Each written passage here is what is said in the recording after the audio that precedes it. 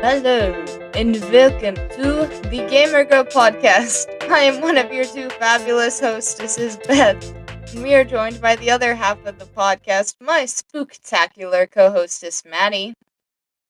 Why, hello there. Today, we're talking about Kirby Riding Air, Assassins, and Pikmin. The price with today's icebreaker. I don't know what accent I was going for in the beginning. I tried to do Dracula, and then it became German, and then it became French, and then I just gave up. So, Prom would be disappointed. for sure.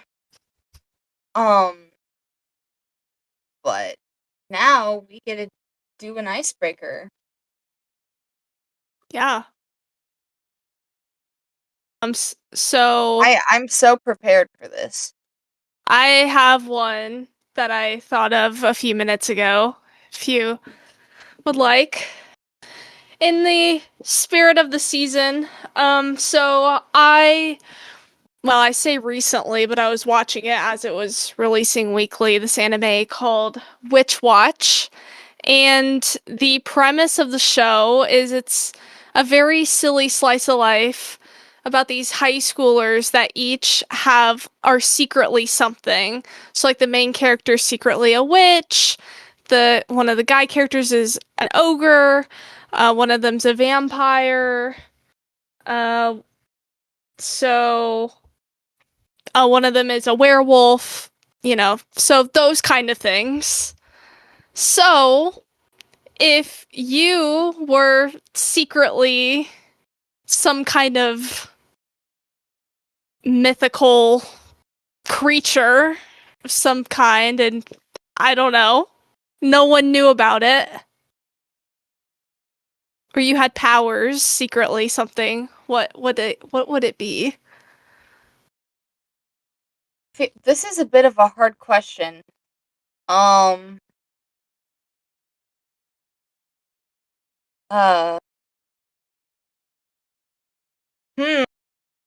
You just don't want to give up your identity to us. Yeah, I just don't want to give up my identity. I've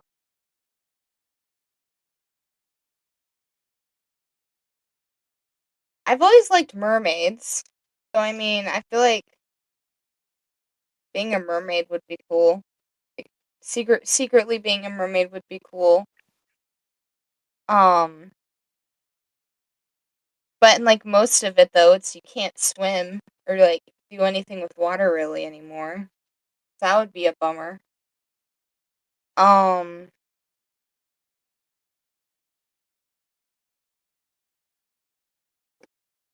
uh I mean, that's a good answer. yeah, I'll go with mermaid. I mean, I don't have a much better answer because I would probably just go with the basic answer and be a witch, because then, well, in the main character in this show, she has spells for like all of the most silly stuff you could ever imagine. So basically, it's just a free pass to be able to do whatever I want, with some weird caveats that most people don't know. Like, for instance, one of the things is like she can repair anything, but has to like sacrifice a different item, and like the level of repair is like level relative to the attachment to the item that has to be discarded. So it's kind of like that. Interesting. Yeah. And there's a lot more quirky ones, but I'm not here to talk about Witch Watch, so anyway. I would yeah, probably just be a witch for that reason. Cool. So, my question is, I don't know, a little more basic, I guess, but also with the Halloween spirit and everything. What is your favorite, like, spooky song or song to play around Halloween? I don't feel like I really.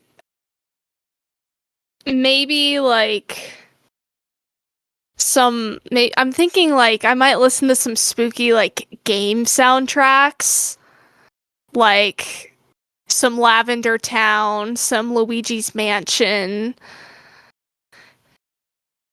a lot of Pokemon ones that are kind of spooky. Um, yeah, or maybe like in Mario or Kirby, some of those kind of levels. So that's where my mind's going. I'm not really thinking of any like normal songs, I guess. What about you? I was gonna go with, like, I don't know. Also, Luigi's Mansion are always fun. But for me, also songs like Ghostbusters and Thriller and, like, some of those spooky tunes. That's fair. Yeah. I completely blanked on Ghostbusters. Um, yeah, or like Monster Mash, but it's always fun to hear the different spooky songs, and then also, like, whenever I would go trick or treating, hearing what different vibes people had and, like, what different kinds of spooky music they'd be playing. And then you had the people who, as trick or treating was wrapping up, would start blasting Christmas music. Uh, but it's always a fun time. Yeah. One year I went to a costume party, and then when we got back, my roommate made us watch a Christmas movie. And I'm like, Nice. it's Halloween night. What are we doing? I got We're done like, doing all the Halloween stuff. It's now Christmas. yeah. Yeah, it was like a transformation that night. Get all the Bath and Body Works Christmas soaps out Yep. and everything. Nice. Yeah. That's fun. I think usually I start playing Christmas music on November 1st. And sometimes we'll start to decorate. Um, but usually we'll try to keep decorations up for another week into November. We'll see. Uh, Next up, what have you been playing? So, Maddie, what have you been playing as of late? That is a good question. So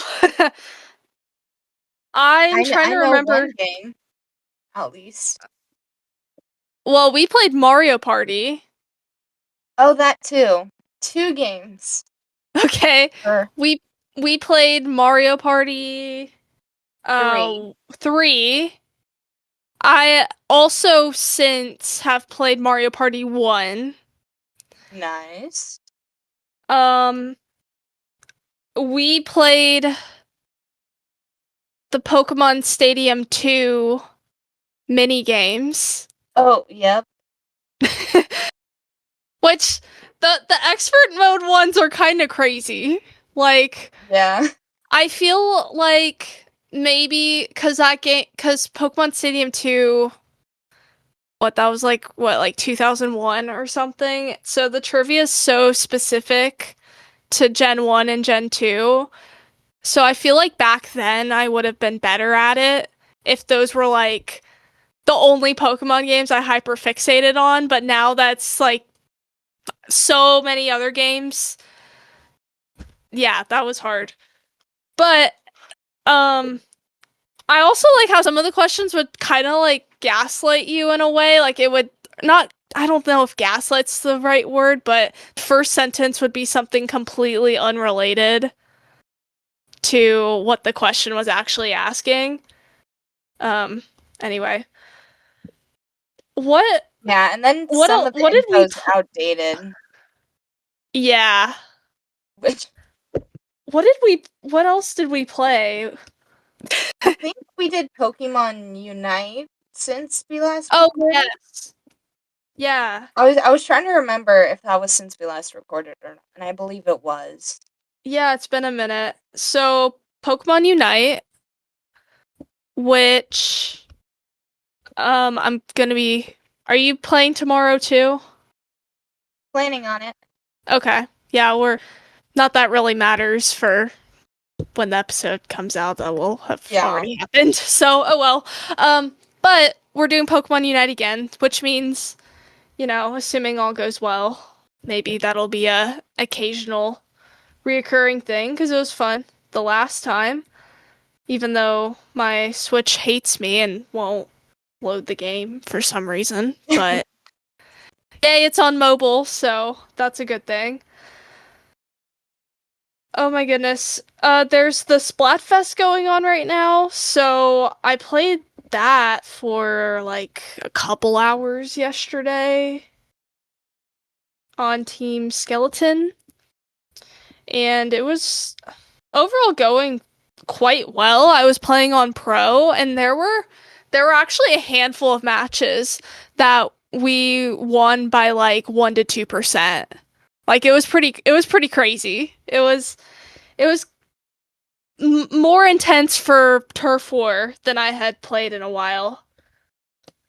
And then last weekend, with Chrono and Zomber, we played. I'm trying to remember the name of the Kirby and the Amazing Mirror. So that is like the Metroidvania of Kirby, and it's a good one. I had played it like a year ago, so it was fun to go back to that. It's kind of easy to get lost because you kind of like backtrack in levels, which makes it like unique for a Kirby game, but also after a while it gets kind of tiring. And then we played the classic Kuru Kuru Kuruin, the the most rage-inducing game. But if you have an SO or a Game Boy Advance and you haven't played this game, you have to. You just have to. There's no experience quite as satisfyingly rage-inducing. So, yeah. I'll have to check it out. Have you not played it? I have not, no. What? I thought you had. Yes, you play it after the podcast. Actually, sometime because it has a multiplayer mode too.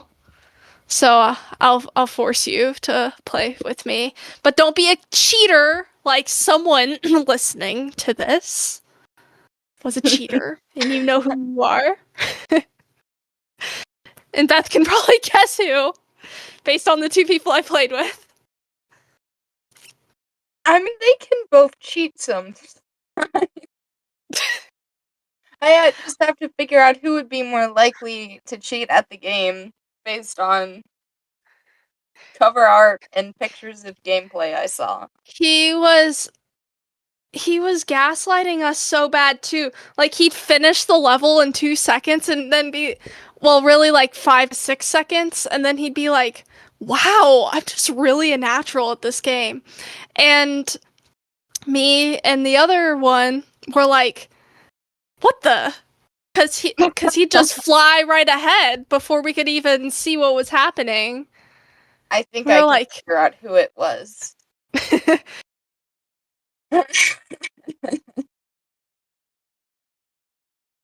Well, Yeah.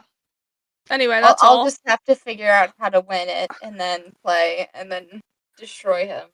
Actually, I remembered one more game that I've been playing through. I've been replaying through Hyrule Warriors Age of Calamity.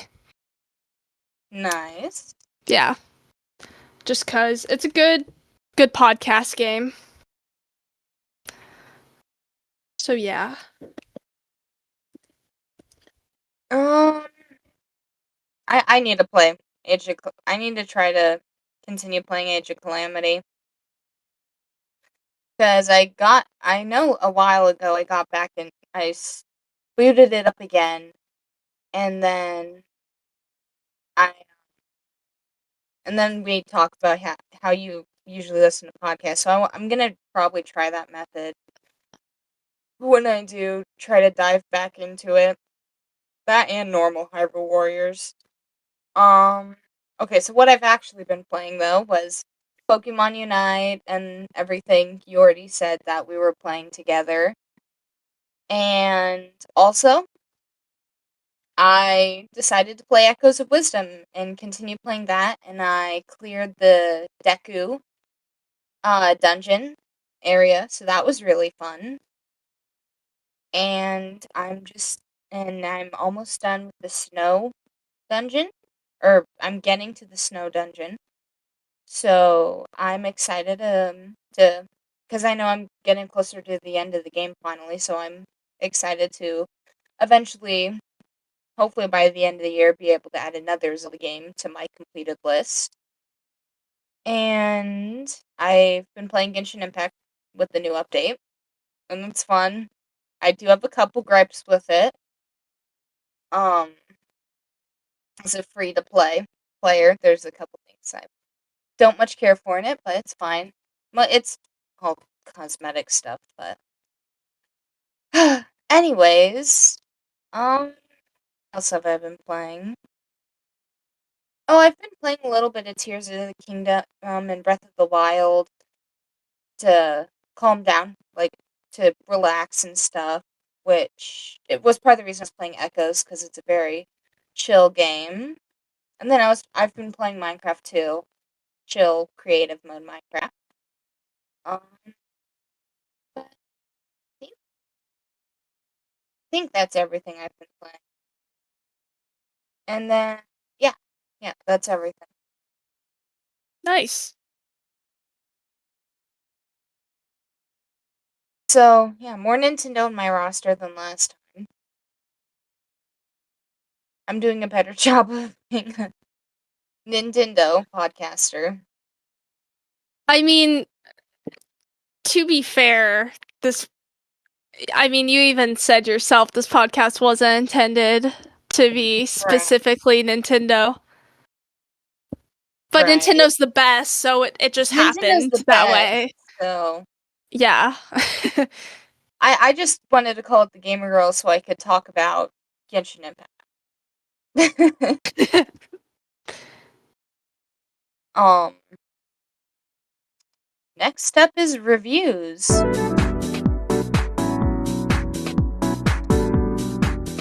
Which we have no new ones. So people are slackers and they need to go leave us reviews, please. Um, Yeah, I nothing mean, would scare me more than opening up the Apple Podcasts and whoa, it's a new review for the first time in a year or 2 years. I don't even uh, know. a Terrifying. year. A year. So go scare us on Halloween. Like Yeah, flood Apple and I'm team Spotify actually. So yeah. flood Spotify. I'd be terrified if a review popped up in Spotify.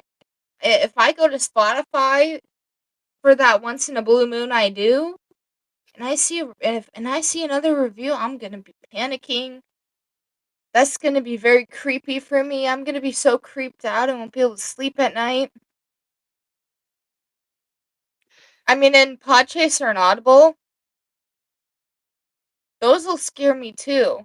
It's like no one leaves reviews on that. So if I see a new review on Podchaser or Audible, I'll think the world's ending. Yeah, you're just gonna get a notification in the middle of the night and be like, ah! You're gonna jump out and hide from. I don't know where I'm going with that. Continue. There's a special place in the basement for people who don't leave reviews. True that. Christmas music 24/7. It's just all I want for Christmas is you. Yep. Because all we want for Christmas is reviews. Yep. So, go leave them. Please and thank you. Next up is news.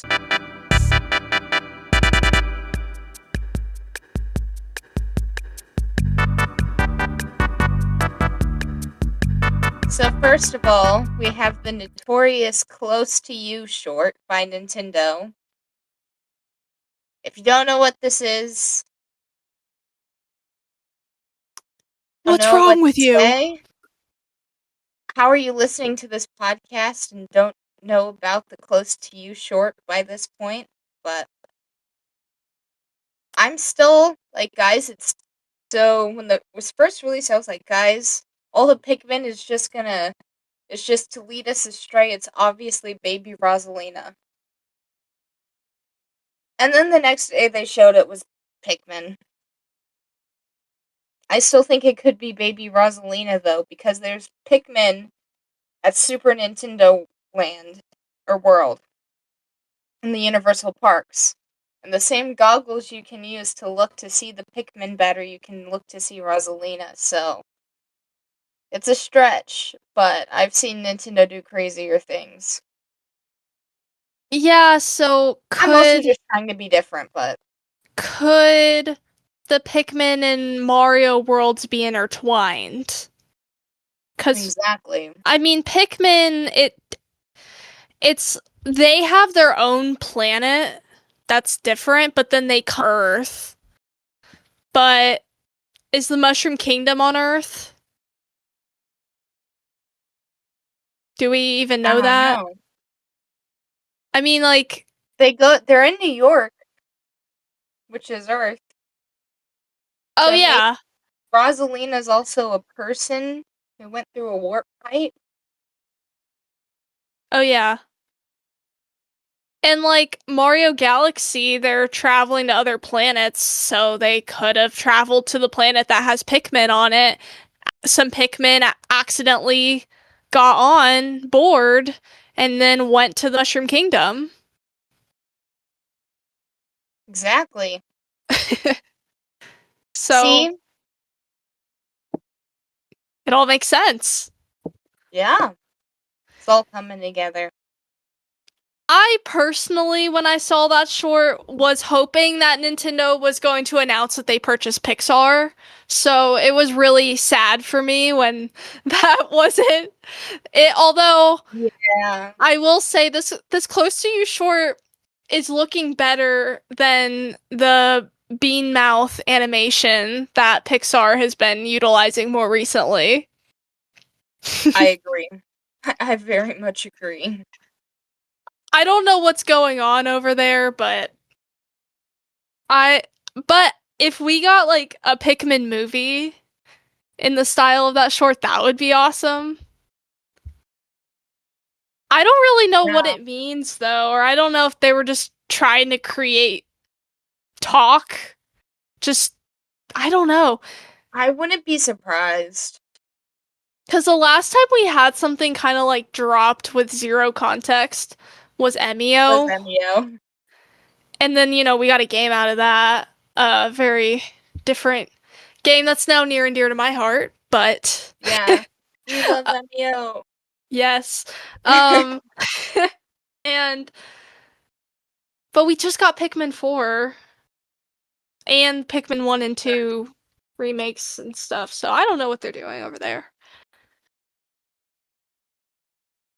No one does. Next up was new SNES titles that aren't block, so we don't care about them. Boo.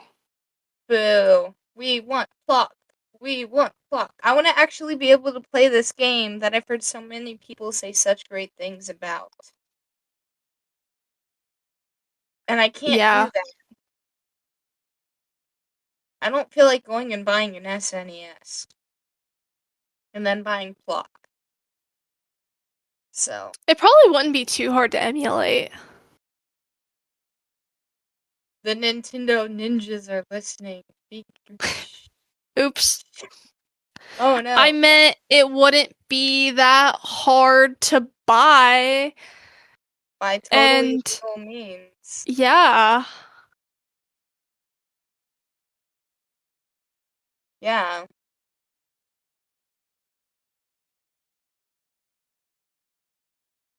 Oh, that's crazy. What? What I just Googled. I totally didn't just Google block, and I got taken to a website where I could play block. It's probably like hack my computer, but oh well. There's worse things, probably. Yeah. They just need to put block on cool math games, then I don't have to worry about it destroying my computer. Yes. Uh, What are the Super Nintendo games that they added, I can though? pull it up. I mean, I I don't overly care. don't Maybe the care listeners about care. Or no one cares. PUBG, Mario and Wario, and then a fighting game. Okay. So, I know some people were like, Bubsy before Block, what? And I was like, oh, okay, cool. The SNES is before my time, so I don't know what Yeah. these grandpas are talking about.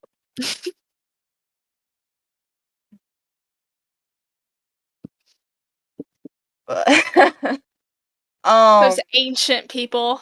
those ancient people. Next up, yeah, No, yeah, go ahead. okay, I wasn't sure.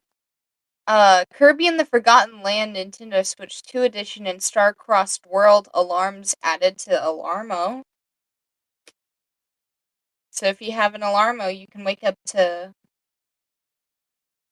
Kirby and the Forgotten Land Nintendo Switch 2 Edition and Star-Crossed World alarms. So Amazing. I'm sure that's fun. I was looking up Alarmo recently. I was like, maybe they've gone down in price by now. No, they've gone up in price because they're not making any more of them. It's Oh, ridiculous.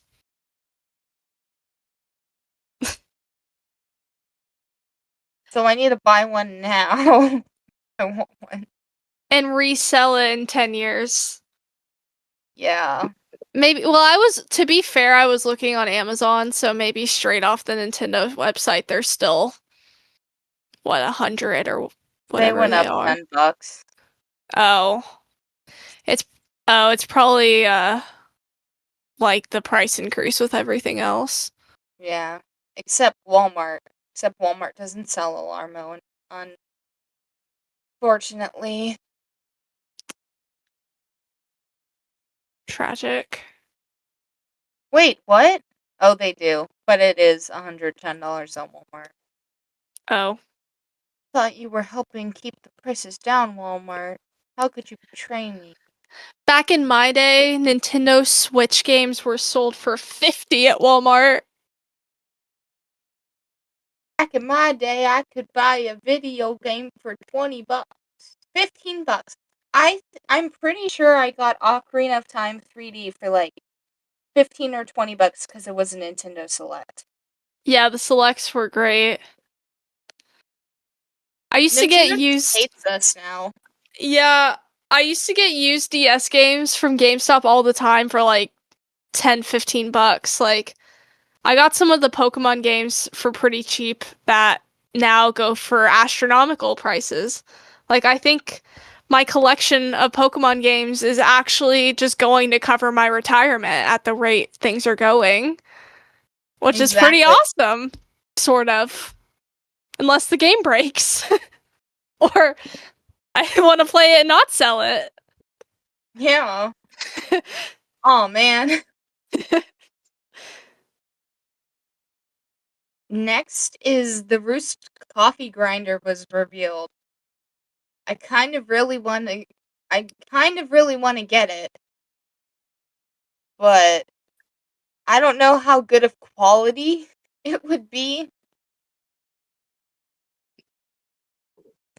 because I feel But like it's it's definitely meant to be more of a novelty item, but but it's the Roost coffee grinder.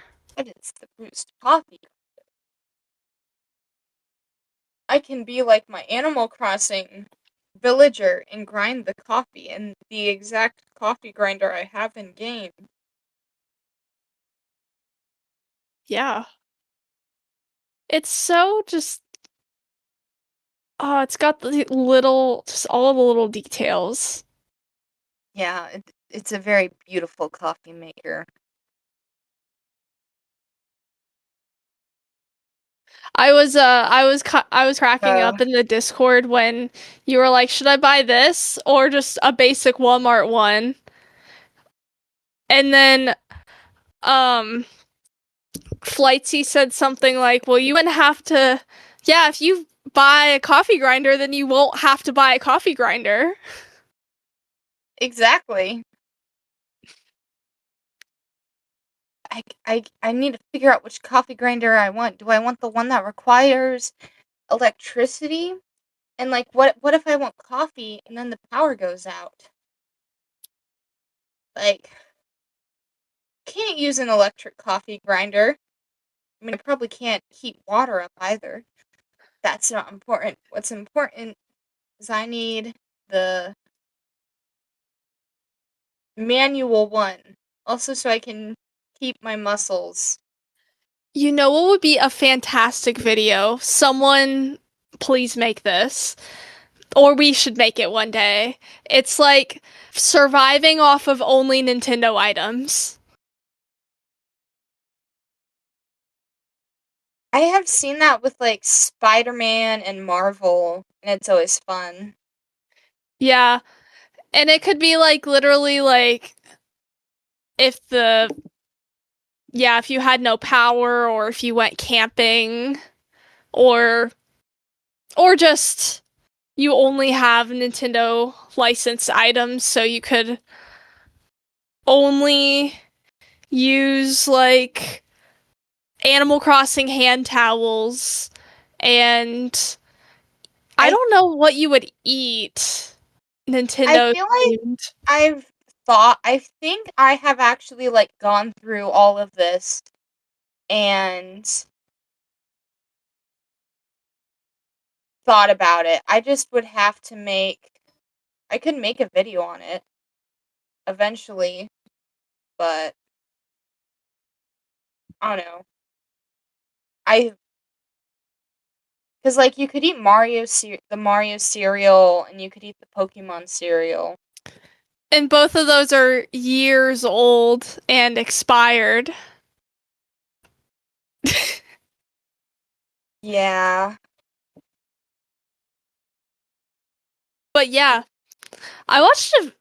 Actually, I think I watched it with you. I think it was what Loxton and Noggin like years ago, like bust open some like 25-year-old Pokemon cereal and ate it. So I did just find a video. Can you live entirely off Nintendo merchandise? And so like the whole thing is that you have to use licensed products only and it's essential products like food, clothes, etc. It's like you have to have your bed be like Mario and your lamp has to be Mario and everything or Nintendo. But yeah, and I don't know, it's always interesting to see the videos, but That'd be fun. so and then like specific toilet paper, like the one was like a Spider-Man comic toilet paper on the Spider-Man one. Apparently there's Star Fox Adventures toilet paper, so No way. he said, but yeah, it's interesting to see how much you could live off of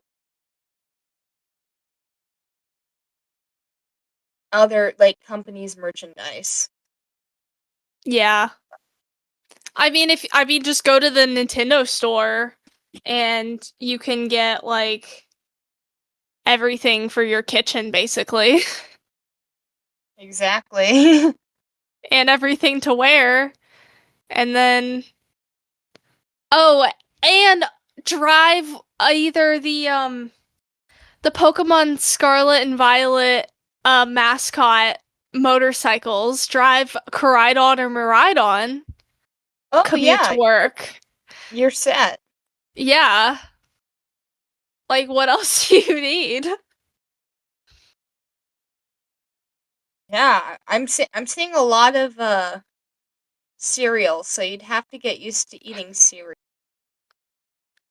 Or Sadly. commuting to Universal every day to eat at the Toadstool Cafe. Yeah. Or you'd have to go to the Toadstool Cafe, buy food in bulk, and then And yeah. Or just live at Nintendo Land and try yeah. not to get caught. Well, I mean, get a job there. Then Exactly. you're just living there, so you don't have to worry about it. And you ride your Coridon bike to and from work every day. That's living the dream. What if you ask me what I want to be when I grow up? I have a new goal now unlocked. I want to ride my Pokemon motorcycle to and from work, which is at Nintendo World in Universal, one of the Universal parks. I mean, in This, Japan, they're always having like the candy and stuff, so you could just eat a bunch of the Nintendo themed candy and and I feel ramen like that and they stuff. also have you're right, ramen. I feel like they have like other like snacks that are Nintendo themed. And honestly, especially in Japan, you could probably get most hygiene products you need. Nintendo and Pokemon packaged. Um, Oh, and you could also go to like the Kirby Cafe oh, or any of the true. Pokemon cafes. Yeah. Easy. Just So easy. this is gonna be a tough one to explain to my family about my new aspirations in life, but Oh guess well. I guess I'm moving to Japan, guys. Yep. How I don't know. I think we like came up with a new episode topic on Yeah. that rabbit hole. That would be a fun topic. Just going through all the items we would use if we were to live off Nintendo products for a week. I'll write that down. Yeah. Make a note somewhere. Yeah. There we go. Too. So we were on the Roost coffee grinder. Yep. Um Next, Metroid 2 Return of Samus added to Nintendo Music. This got an Octo OK. Nice. So it's good. Um, Next was the Kirby Air Riders Direct 2. I only saw a clip of it on Instagram Reels, which was the fact that there is a King Dedede robot that transforms between bot and truck or car mode. Oh, So I'm probably going to end up buying the game eventually, when I eventually buy a Switch 2. same. So, I honestly completely forgot about the direct, to be honest. So I don't have anything to say, but I already knew that this was a game that I was going to want whenever I can get it. I never got to play the first Kirby Air Riders, so yeah, that's another thing for me is I've never played the original. So, see how expensive it is. FOMO. Right?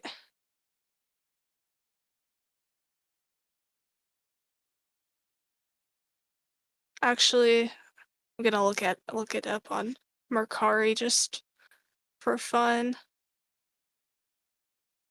Oh wait, so originally it's called Kirby Air Ride. So I'm not going crazy. And then the new one's Kirby Air Riders. Okay. Oh, I thought the first game was Kirby. I thought the first one was Kirby Air Ride.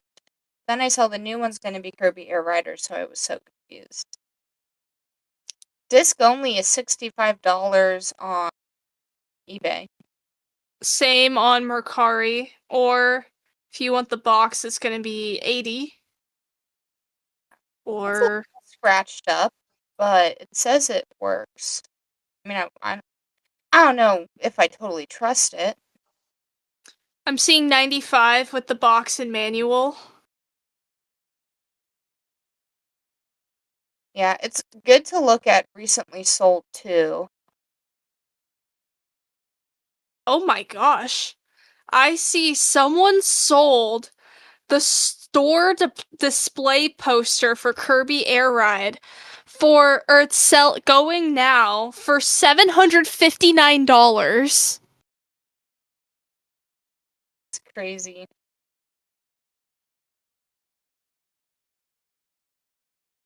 We should just have we should have a future segment on the show where we just randomly guess the price of games. um, yeah, well, Japanese was 38.50, but GameCube's region locked. Yeah, that's why the US Wait, versions are so with much the more. Wii, is the Wii region locked?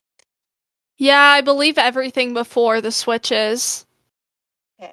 I mean, you can homebrew Oh the yeah, Wii, and I think that would fix that, but right. yeah, which I actually did not know until recently that DVDs are region locked. Did you know that? I've I never heard that before. I yeah, so my roommate collects Barbie movies. So I thought it would be really funny to get her an Italian Barbie movie. So I But did, you can't play it. but she can't play it. I didn't know that DVDs were region locked. So that was kind of sad. Oh, Yeah, unless she buys an Italian DVD player. I guess. I wonder if you could do it on a Blu-ray player. Oh, Can I play any regions DVD? Now I'm curious. We're going on a lot of tangents today. yeah. Okay. Blu-ray discs are apparently region locked too. Oh.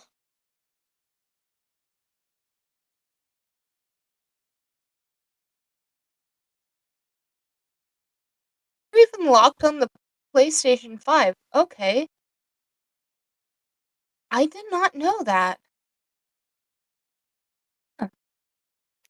Which I guess it's because, like, different countries, like, censor different things, I guess? Yes, and then also I looked it up. It's because of the way release schedules are with movies. So you can't, like, get a copy of a movie early if it's releasing a week later. Oh.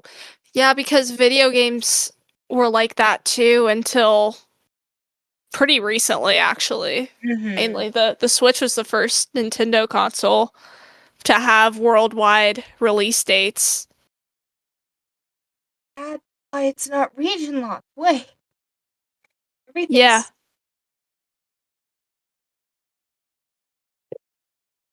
but why are so movies don't release on the same day worldwide? No, not usually. Which I guess that makes sense for Well, sometimes. translating Well, and in the modern era, usually, sometimes they will. I think usually they do. But, like, the Mario movie had a big staggered release between countries. oh. I I guess think these just aren't really things I have to think about. Like when a Disney movie comes out, that comes out everywhere on the same day, I think. I believe so. So I guess it really just depends. Yeah. Huh. Well,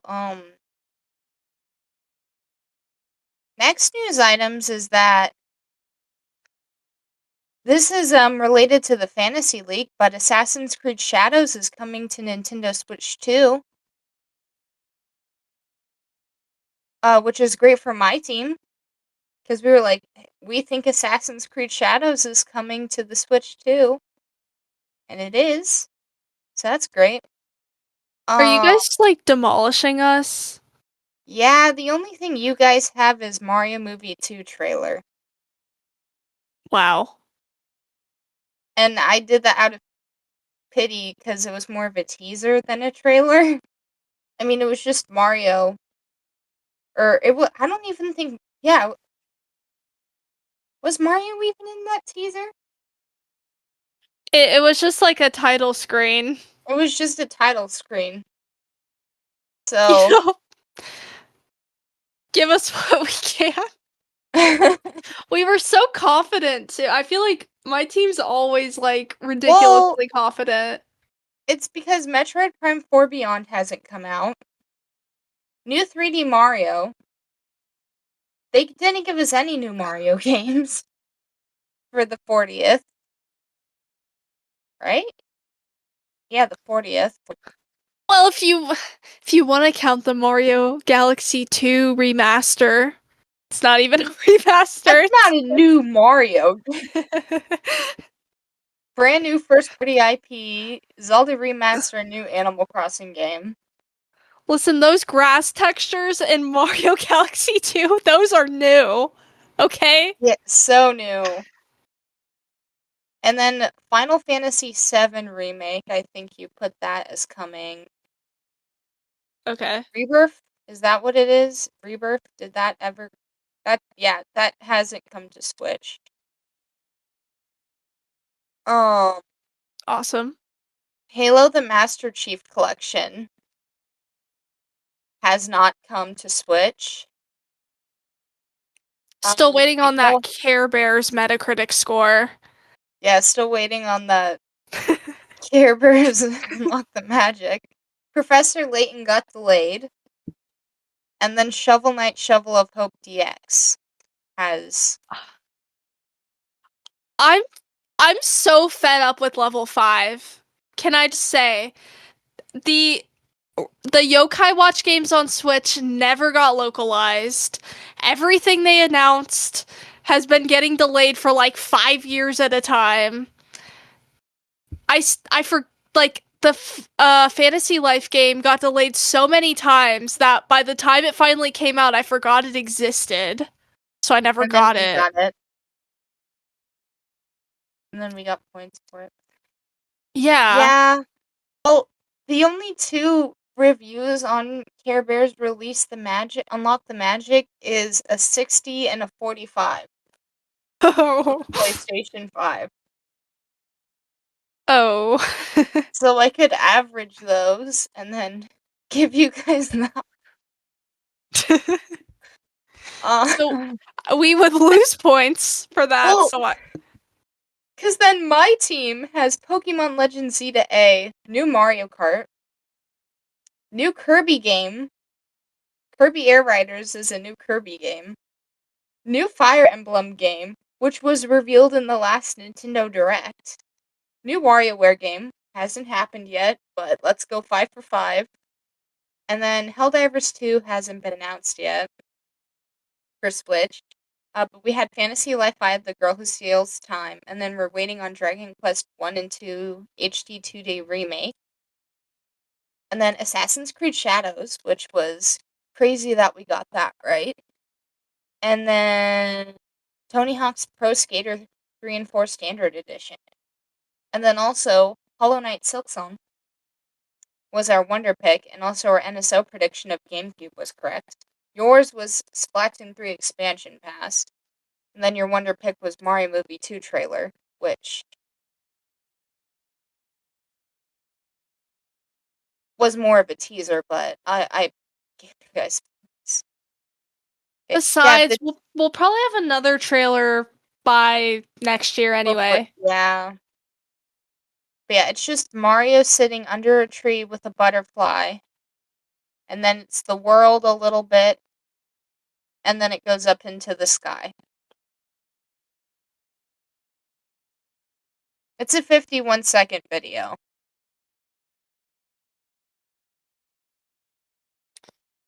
Yeah. Next, Fallout 4 is coming to Nintendo Switch 2. Nice. Cool for the Fallout crew who like Fallout. Next, Mario Balloon coming to the Macy's Thanksgiving Day Parade. I am excited about this. I get to see it with. I hope the Pokemon balloons again this year. Yeah. I'm just like feeling like I'm experiencing the Mandela effect because has there really not been a Mario balloon this whole time? I don't think so. Like it just feels like it would have been there. I guess Pikachu's bigger than Mario. So I guess that makes sense. 1988. It says. There was a balloon in 1988. Yeah, 1988 Mario Macy's Day.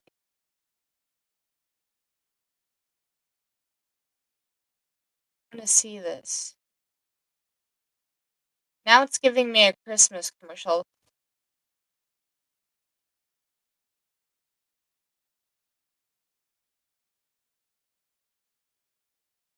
Okay, I'm not watching the entire 1988 Macy's Day Parade. Okay. No, that sounds great for the podcast. I think. You can go look it up yourself, I guess.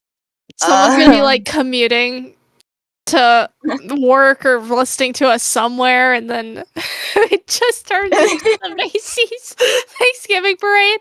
Or if you're like me and like 1988 Macy's Thanksgiving parade, or if you're like me and sometimes falls asleep listening to podcasts and then wakes up at a random moment, I'd be asleep and then be like, "What is happening right now?"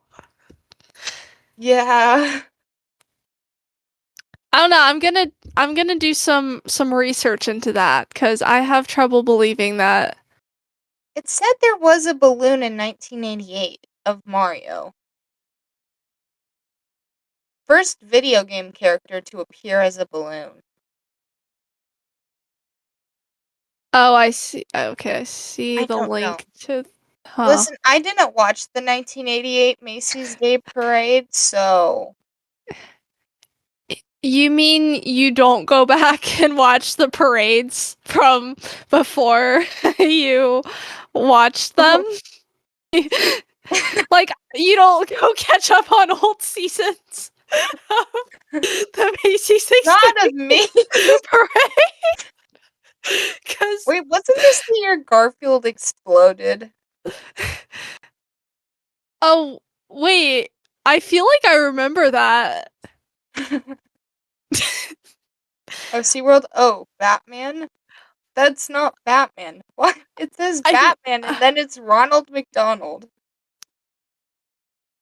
What? okay, I Okay, wait, I'm found trying to figure this out. a site that's like every balloon from 1927 to now. So, but you know, you gotta go catch up on the old seasons of I guess. of the Macy's Every parade because it the plot like it built on each other. So you might not catch all the Easter eggs I without guess. it.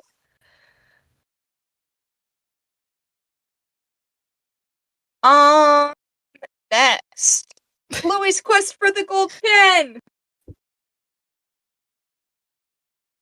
Bluey's Yes. Quest for the Gold Pen! Coming out December 12th, 2025, and it's gonna be $14.99.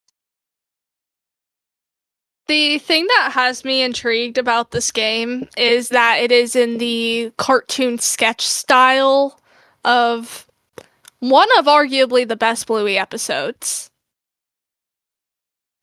So I'm intrigued and I'm hoping that it's better than the other Bluey game, but it is made by a different studio.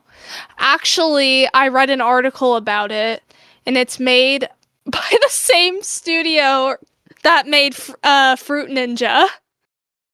Oh. If that, or the same developers or something. So if that gives you any, I don't know, that makes you feel good about it. This does not look anything like Fruit Ninja, but yeah.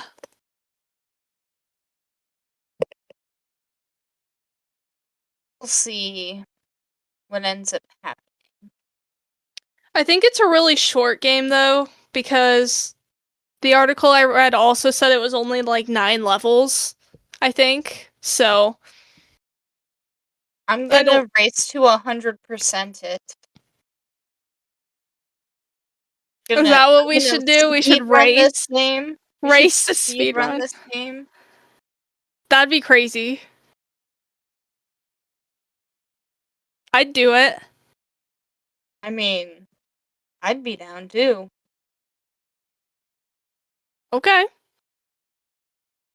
Yeah. Sorry, I'm trying to figure out if Mario was ever involved, and according to the Macy's Thanksgiving Day Parade wiki, he has not been featured before. So, I don't know. I'm being gaslit by... Uh, I know. well, when in doubt, question everything, and let's go to questions.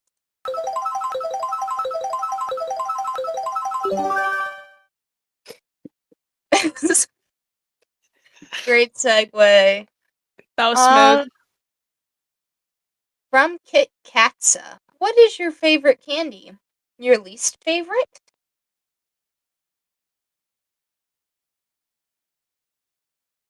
There's 3 favorite candies I go between, and I'm trying to figure out which one I want to say. I I feel like it changes for me, but always love Sour Patch Kids. A very And good one. as far as like a candy bar based one, I'd probably have to go with Snickers.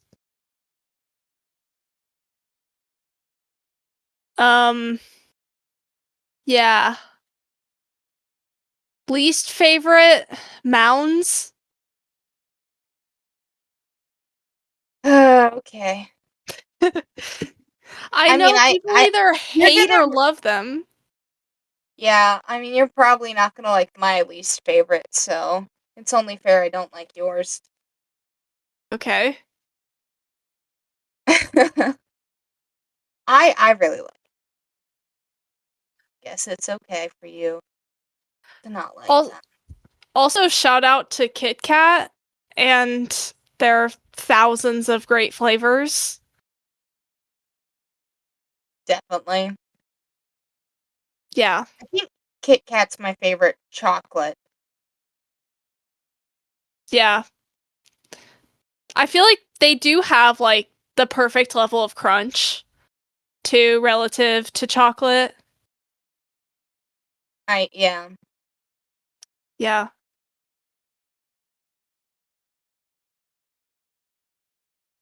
I think, yeah.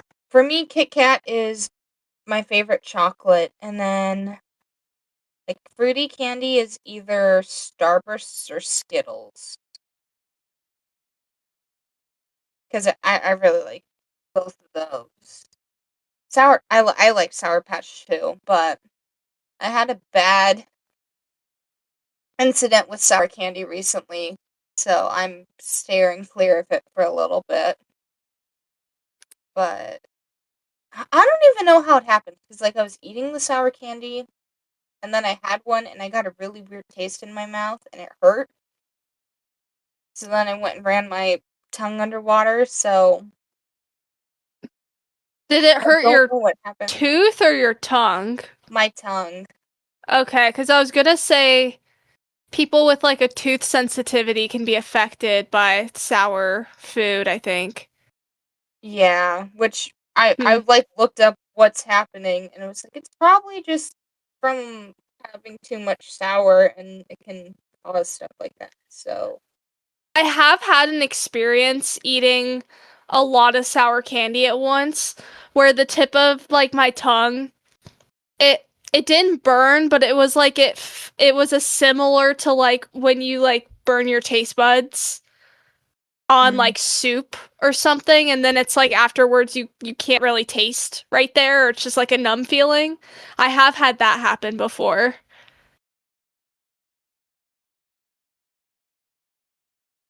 yeah, it was like that, but it was also different. It was almost minty. I, Oh. I didn't know what was happening, and Google wasn't helpful. So, Yeah. um, least favorite candy is probably Reese's. Oh. I don't care for them too much. I don't know. I've said this before. I'm not a peanut butter chocolate girl. I Um, know. but I just don't like Sad. the texture of them too. I'm sorry. And then also I say Reese's and people are like it's Reese's. Reese's. But Yeah, it's like Splatoon. I guess I just pronounce Reese's everything wrong. Reese's. So Yes, you just, how I'm dare used you? to it at this Everything in point. the English language you say wrong. And you call yourself a podcaster. Why people like listening to me is because I say everything wrong. As the microphone falls and everyone's ears die. I saved it. Phew. Oh no. Do you want to read our next question? Sure. From Octoboy, what are you wearing for Halloween? I just bought my costume yes, 2 days ago. Mhm. I finally bought a costume. It's like, oh, I have all my Pokemon trainer stuff. I'll just do that again. Well, I bought a Mira costume, so that's what I'm gonna be for Halloween. I found one with a wig that wasn't too expensive, so I'm really hoping I don't get scammed. Okay. But I don't know. Nice. So we'll see how it goes. Um, but it's just normal attire Mira. Um, for, I guess her how it's done outfit. Okay. That's So really I'm cool. excited. How about you? Yeah. So I just got it last weekend. I was at this store where I'm from that, for a little bit of backstory, they sell, they get a random shipment of random stuff every week on Fridays. It's usually a lot of like Amazon return boxes, and people go crazy and rip them open, and it could literally be anything. So last year, I went to the store on a random day and I found a Pikachu onesie. And so that's what I was last year. So I was there last week, just like like I went with a friend like completely on a whim, wasn't planning on going. And like you, I was just thinking about just doing a Pokemon trainer thing or something like that. Well, I had joked like, oh, it'd be funny if I like found another onesie. Lo and behold, I find a toothless onesie. Oh, so Yeah.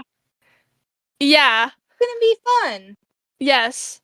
Um and basically it was $10, which it was like it's like nice quality. I can show you after the episode, but it's like pretty nice quality. And yeah, so I was excited about that. That's cool. Yeah. Mira and Toothless. The perfect combo. Yeah. I mean, the ironically movies that both came out this year, so there's that, I guess. I mean, true.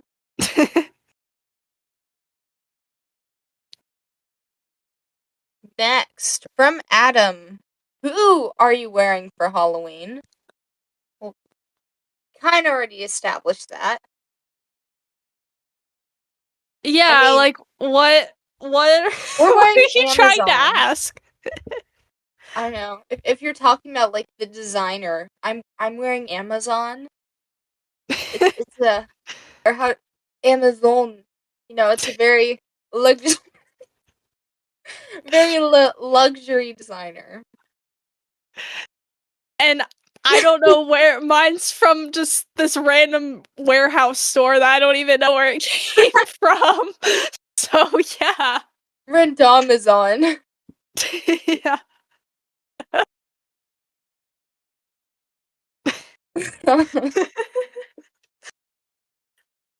But for real, what's the best fall spooky time movie to really set the vibe? I don't watch scary movies. I don't either. I was trying to think of something good to answer this question, but I really don't watch any spooky. Oh, I guess like The Nightmare Before Christmas. I watch that sometimes. It's not a yearly thing for me though. I It's a very strange movie. Yeah. Yeah, I guess what I like do sometimes is I'll put on the more like Halloween episodes of like TV shows that I like, or it's like nostalgic, or like any of the more like spooky or like Pokemon episodes. I'll maybe do that. Yeah. I watch Spookly the Square Pumpkin every year. The what? Spookly the Square Pumpkin. I don't think I know what that is. You don't know Oh, Spookly the Square Pumpkin? it is not ringing a bell for me. Oh. I just Googled it. Yeah, I did not grow up on this. Oh. This is a tradition. Oh, I like watching the Charlie Brown. Oh, that's a good one, yeah. It's the Great Pumpkin, Charlie Brown. Yeah, that's a good one.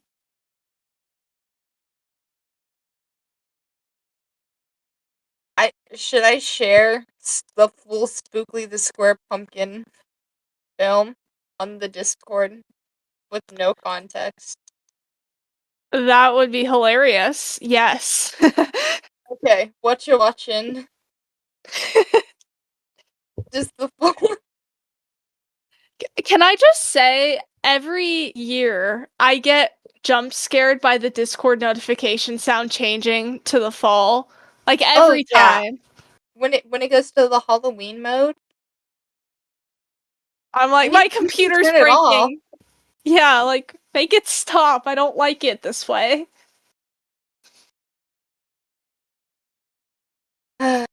You want to read this I, question? yeah, I'm just sorry. I'm looking at this thumbnail. That the pumpkin with the lipstick, it just looks, I don't know about Yeah. that.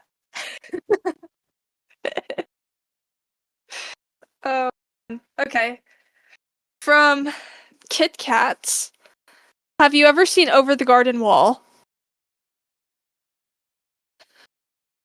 I I have have not. I haven't either, but I've heard really good things. And is it on Disney Plus? I don't know. I can check. Or maybe it's on HBO. I was gonna say, because I recently got Disney Plus again, so if it's on there, I could actually watch it. Says it's on Hulu and Prime Video. Trying to see where else it Interesting. is.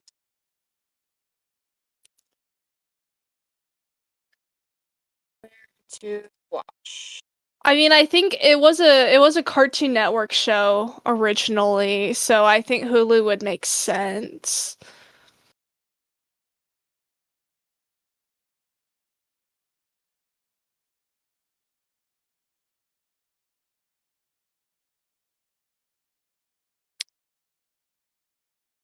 Yeah. Okay, I just searched it on Disney Plus. It's there. Okay. Cool. Okay.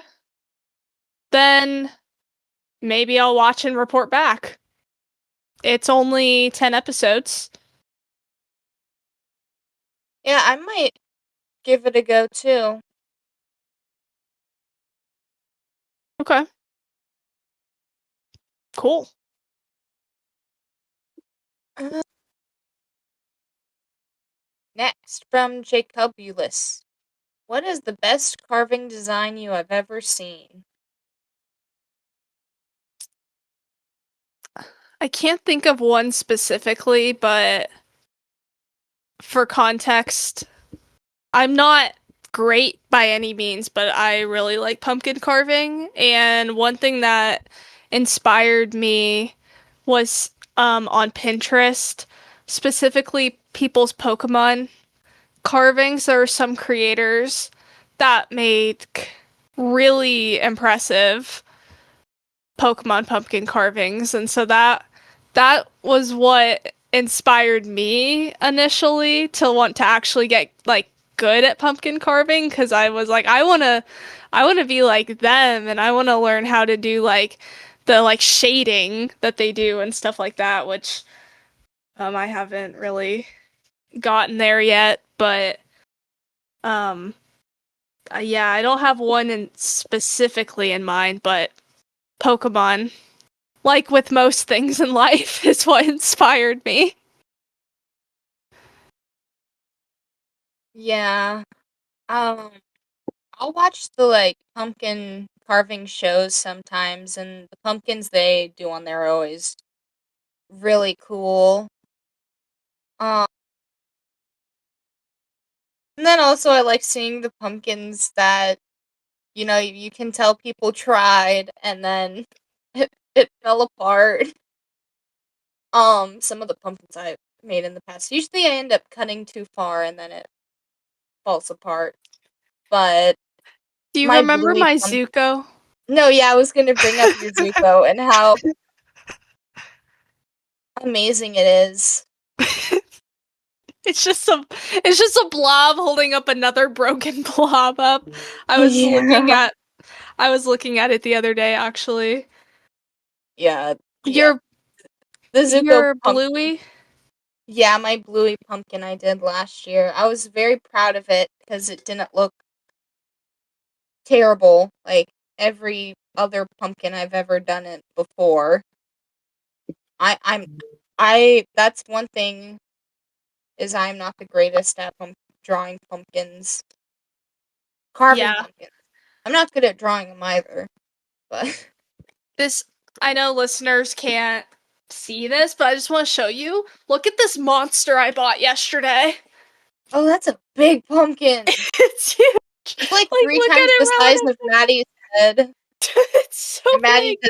Maddie has a decent. Well, she has an average sized head. And okay. Wow, okay. I'm, Thank I'm, you? I don't know. Yes, I I, have a normal head, guys. I mean that in the nicest way possible. Like I know hats how to fit. describe Maddie's head, okay? Um, yeah, this thing is in it. I think it has to weigh like 25 pounds. Like it really Yeah, feels like it that's a big does. pumpkin. It I did not think things through, like going from my car like up to where I live, and like my hands were full with other stuff. It was I can't even. It was such a pain to get it in my car to where I live. Was Yeah, I insane. imagine. And it was like the one time that no one else was entering or exiting anywhere. So no one could help you. Yeah, no one could help me. Like, I was just like, I was outside the gate. I was like, please, someone come out right now, please. I stood there for like 10 seconds, just like wishing for someone to come out, and then no one did, and I was like, okay. So I'm like, I have to swipe and then open the gate, and then I like hold the gate open with my leg, and then I'm like kicking the pumpkin because I had to set my other stuff down, so that I'm like kicking the pumpkin through the gate because then I need to pick up the stuff I set down. And so it was just like that. Yeah. Yeah. Well, I'm I sure you're gonna turn that into a masterpiece. I better, cause I paid a pretty penny for that thing, okay? It looks like it.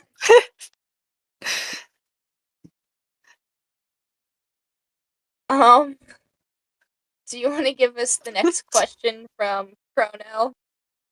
Yes. What's your favorite spooky Pokemon?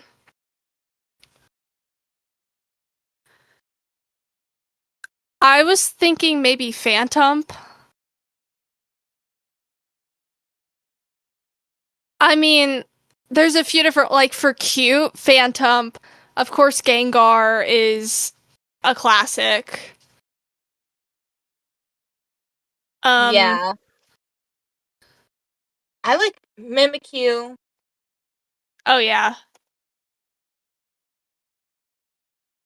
I like Dusk Noir and Chandelure a lot too. Um, You know who I don't like? who? Shuppet. Oh yeah, Shuppet's really creepy.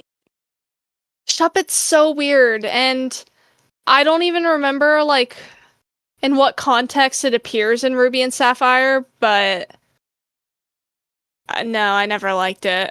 Just looks funky. Well, and then doesn't it evolve into like Bennett? Bennett? However you pronounce that. Yes. And then that thing's really creepy too. Bennett. Yeah, I honestly forgot about Bennett. Doesn't it have a Phantom. mega or no? Phantom's it does. Oh yeah, okay, yeah. Yeah, Phantom's cute. I feel like I should mention Marshadow. The way that thing just disappears into the shadows is a bit spooky. Yeah. What about Hoopa? Does that count? Sort of. It was a little spooky. It Hoopa's can end the world. whatever its ultimate form is called. That is creepy. Oh yeah. Hoopa Unbound. Yes. I hate that thing. It's scary. I don't think I've ever finished watching that movie. I think I fell asleep when we watched it. Or whenever I watched it. I forgot if we ended up watching that one together or not. I I know watched that one that. with Liz. Oh, the one with Liz was Jirachi.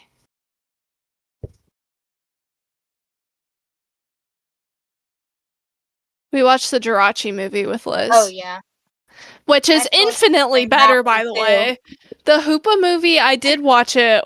I remember watching it when it was new, like 10 years ago. Maybe it was on, I don't remember what it was on at the time. And then I think I've watched it since, but Hoopa's voice, it just makes It's you want to annoying. strangle someone. It's it's no offense, it's like a Paimon from Genshin Impact. Yeah. I feel like it's like 10 times worse than Paimon. Paimon gets a little less annoying as the game goes on.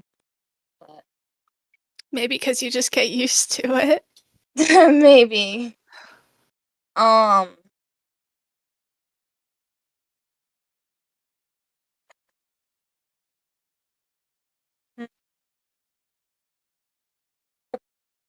those are the spooky Pokemon.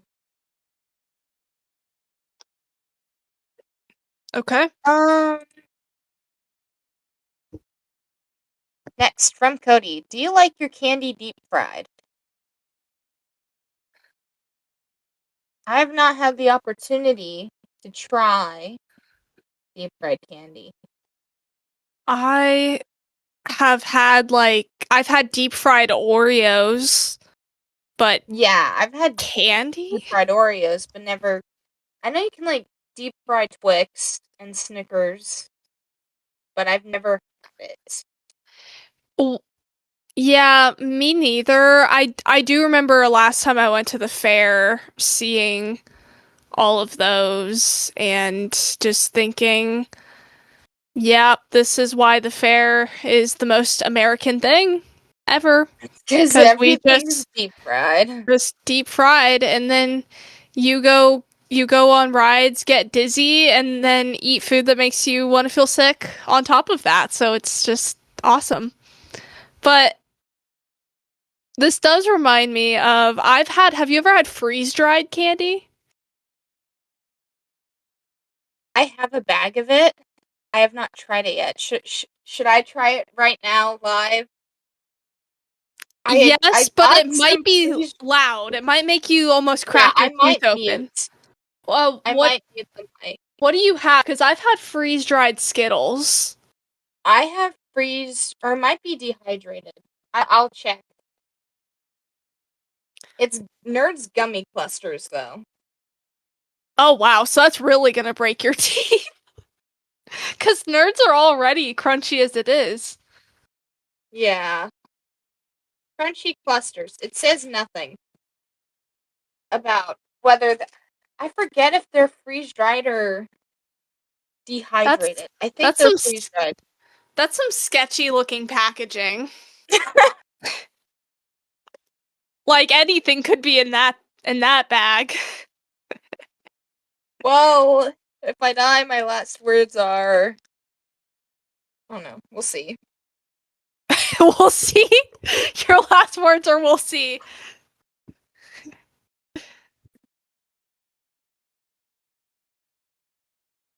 It's air. Yeah. Yeah. It's just consuming calories of air. Yeah. I mean, it's good. Tastes like a nerd gummy cluster. But I'm literally just biting into air. Yeah. Like, It is kind of weird at first. they have peach rings that I can buy here too. Like freeze-dried peach rings. Where I've gotten mine is I don't know if she still does it or not, but my hairstylist actually got into freeze drying candy and made like a little side business Oh, off of that. nice. So that's where I've tried that. Yeah. What you can do with candy. Yeah. Um, then, okay, serious question now. How do you celebrate Halloween?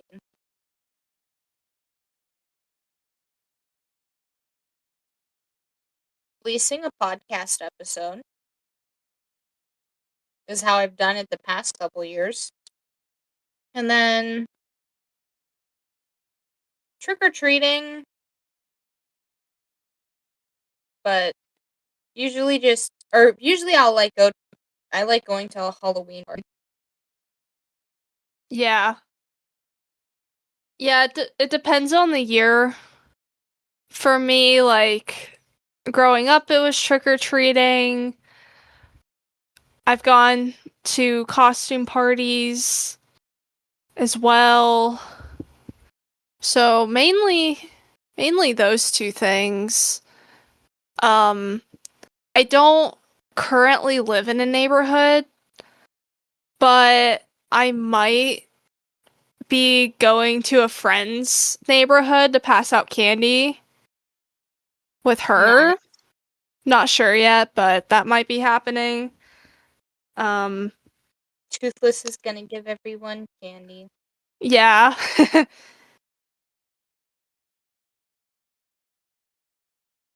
That's about it. Oh, I mean, for a while for me it was a tradition to play Animal Crossing New Leaf and do Halloween stuff. Or if I forgot about it on Halloween, I would time travel and do it on a different day, but I usually tried to do it on Halloween. It's just not the Yeah. same for me in New Horizons, so I think I've only really done Halloween in that game like once, maybe twice. Although I don't know if maybe we could do something Halloween on the Gamer Girl headquarters if the Discord wants that. We'll see. Go sabotage Tutu.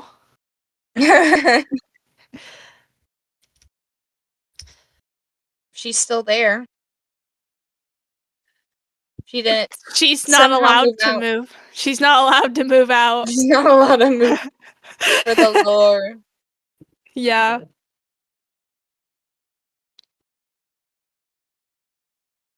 So, I think that leads us to the Gamer Girl topic.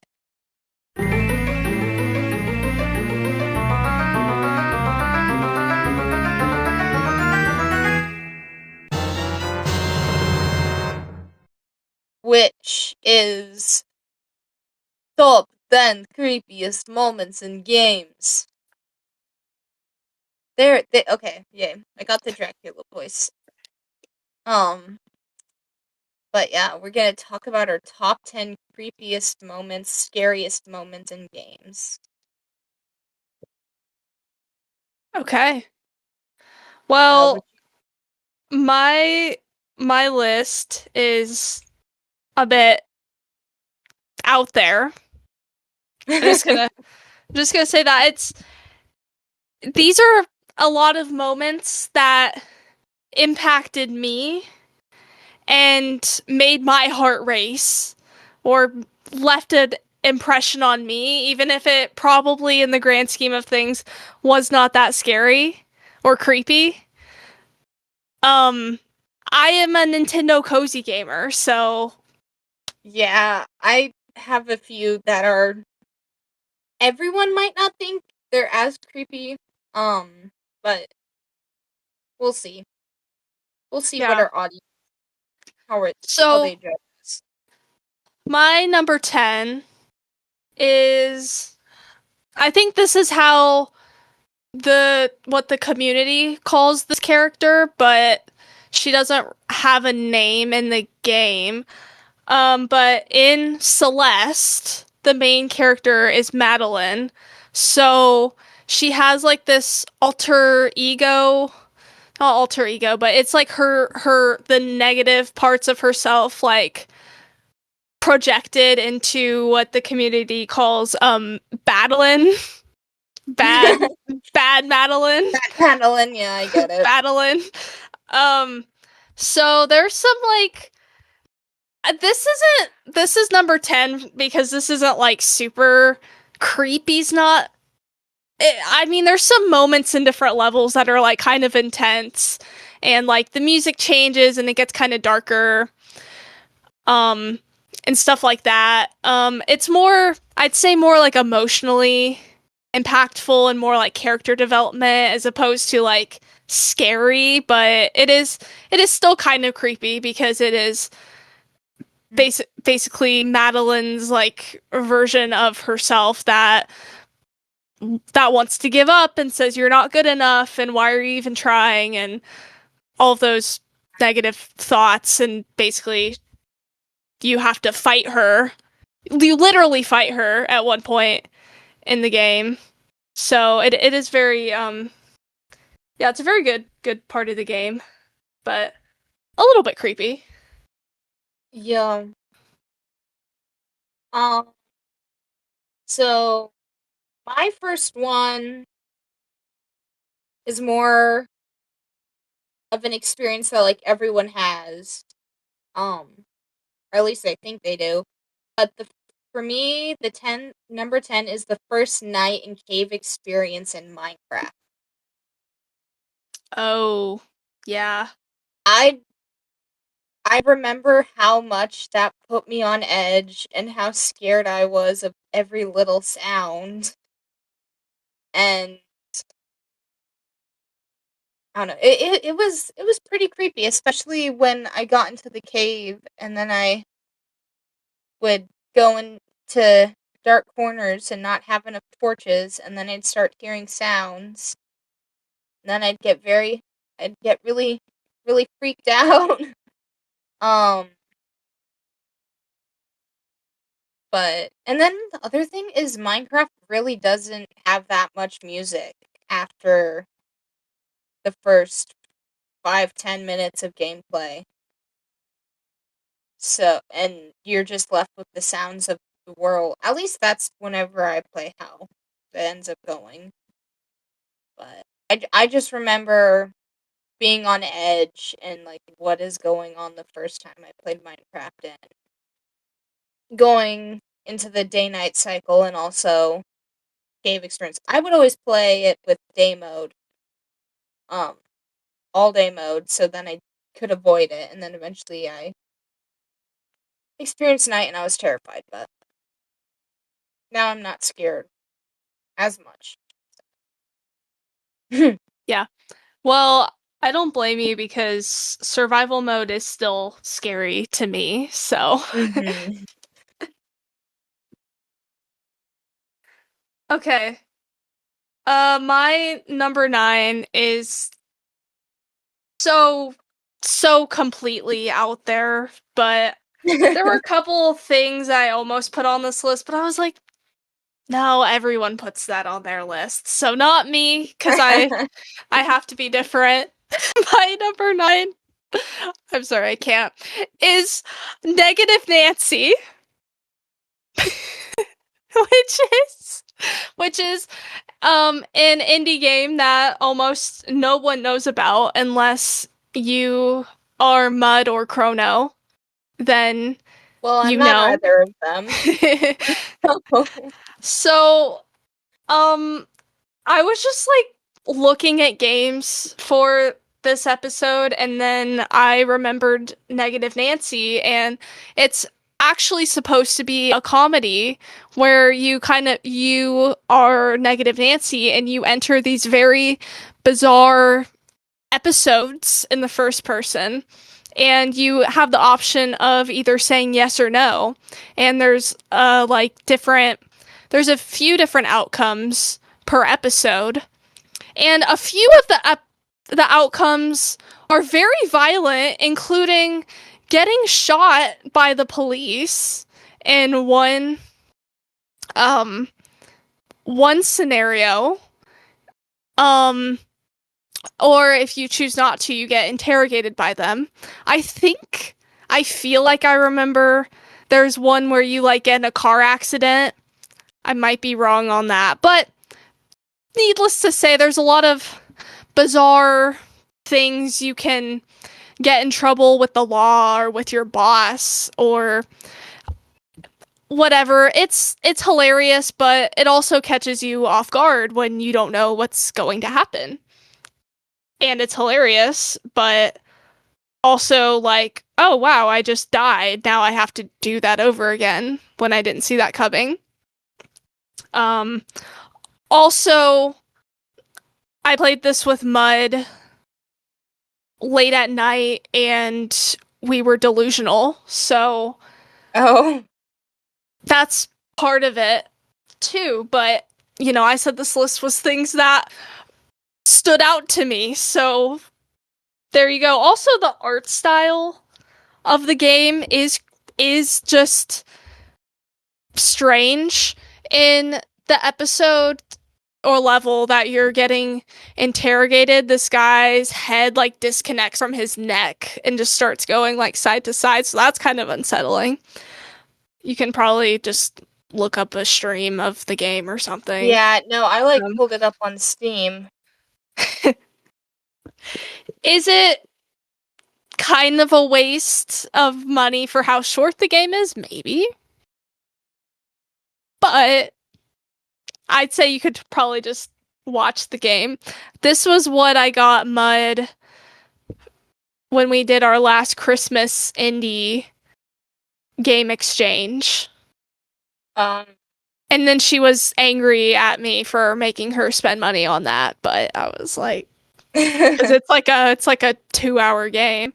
I didn't know it was that short, so I think it was money well spent, Well, if you ask me. But and this game's interesting. I My number 9.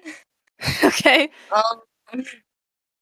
It's from a demo of a game, but I remember how well. I feel like this game, though, overall is creepier compared to some of the other games in the series, but it put me really on edge.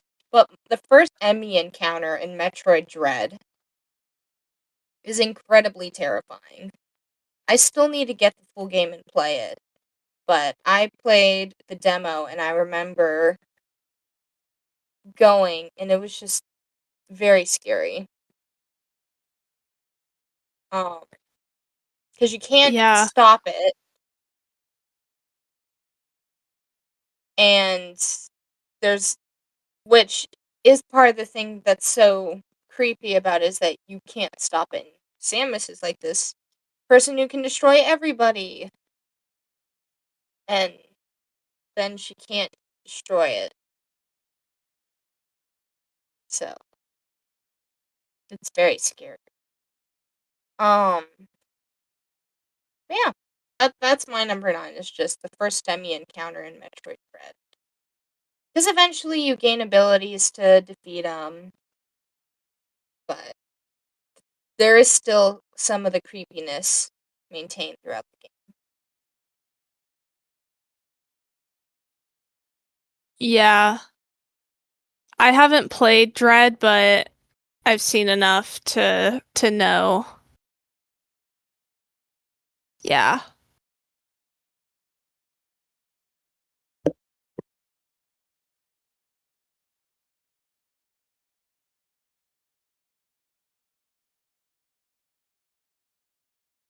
Um, my number 8. Mm-hmm.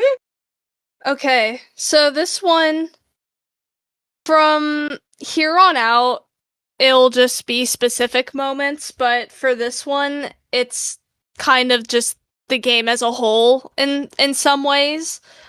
Kirby and the Forgotten Land.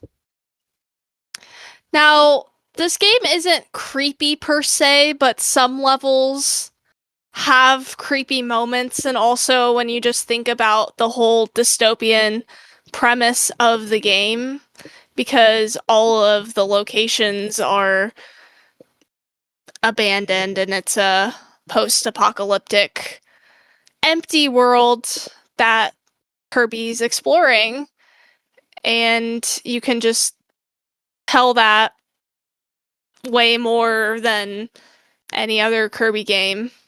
I still don't really fully understand Kirby lore, to be Yeah, honest. it's a mess. Yeah, so I don't know how anything fits together. I'm just here for it. But yeah, it's just kind of eerie because Kirby is just this cute little kids game, and then it's like you see some of the environments in this game and it's like, oh, this is like Yeah. it's like Hunger Games happened here.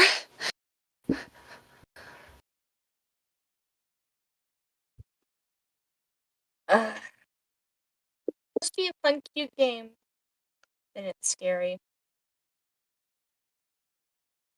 So, my next one is the Ghost Girl in Pokemon Sword and Shield.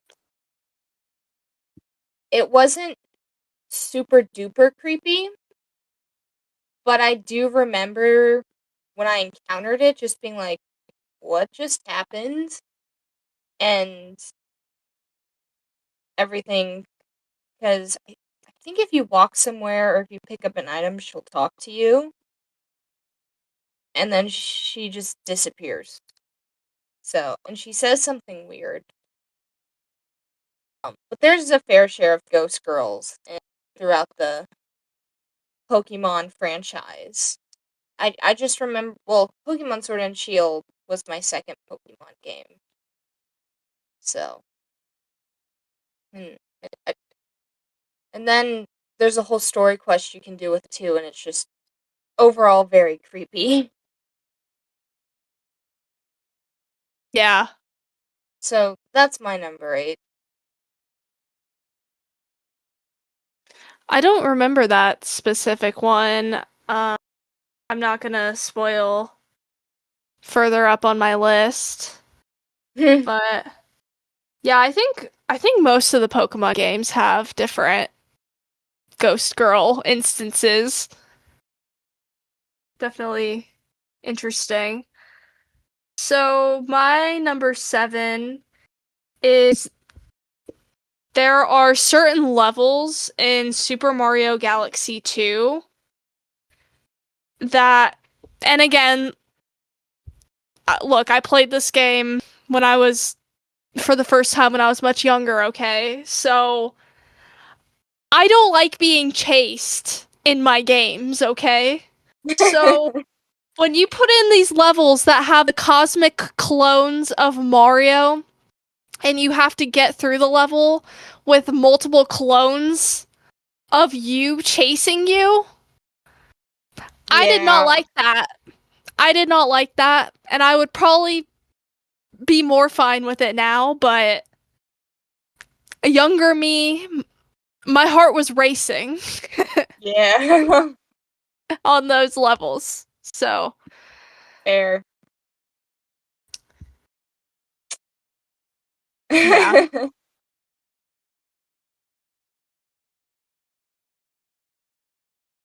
My number 7 is the first time I played Luigi's Mansion Darkness. I was not a big scary game girl. I was I would never go to if we walked by a scary house trick-or-treating, I would close my eyes and hold my parents' hand. I still do not do the best with scary stuff, but Luigi's Mansion isn't that scary. So, um, thankfully. But I remember, I think the room I was playing in was dark too, and I was with a friend, and I was playing it, and I was and the music and everything. I mean, this is coming out of like a 3DS, but yeah, it was just really creepy and not the greatest. Um, it's a fun game, and I have Luigi's Mansion 2 HD now, and I've been playing through it. I should do that on Halloween too, or I had to try to play Luigi's Mansion over the next couple days. But Yeah, that would be good. yeah. Okay. I was reorienting my list slightly. That wasn't on my list, but so not because of that, but I changed my mind. I'm OCD about these things for no reason. So my number 6 is the encountering Totem Mimikyu in Pokemon Sun and Moon. Oh, And I have a story for this one. So when Pokemon Sun and Moon came out, it was like in the height of like the most height of my Pokemon obsession. Probably Sword and Shield still was too. But coming off of Gen 6, I have not followed a Pokemon release like I did Sun and Moon. So, Sun and Moon, I got Sun, and I binged that game like I had not binged any other Pokemon game before it. So that meant taking my 3DS literally anywhere and everywhere. So I am in the back seat of the car playing this, and with that specific, you go to like this abandoned grocery store yeah. in the I've game. I've played through an Ultra Moon, and this is on my list. And but here's the thing is you have to like use your 3DS camera and you like look around. But Yep. this is where it gets really funny is I spent forever on this part because I was in the back seat of the car and I like could not get the camera. I like physically like had to turn around in my seat.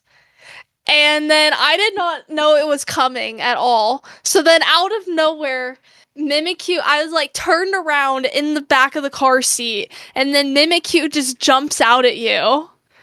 And I got jump scared by that. So Yeah. so yeah, I did not expect that. So that's my story. Yeah. I have it a little higher on my list. Um, because it was a little creepier for me, and I'll explain why later. Um, Okay. but my number 6 is the Tears of the Kingdom trailer, and then the Tears of the Kingdom opening. Um, you're in the dark. It's creepy. There's a corpse. Ganondorf's corpse is just casually chilling. there with a disembodied hand. So, and then the music. The music is that's one thing I've noticed is like, which people talk about and there's like studies done, but music really sets the tone.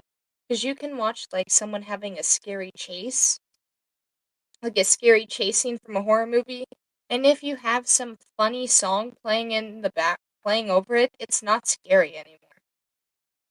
Um, but I just remember the music really put me on edge because it's weird lyrics and it's like being sung weird, and just that whole opening scene was very creepy for me. So, do the lyrics actually mean something? I think if you play it backwards, it sounds like they're actually saying something. That's what I remember, like, circulating when it was new, but I wasn't sure if that was just speculation or if that actually ended up meaning Yeah, anything. Either way, it was definitely eerie. yeah.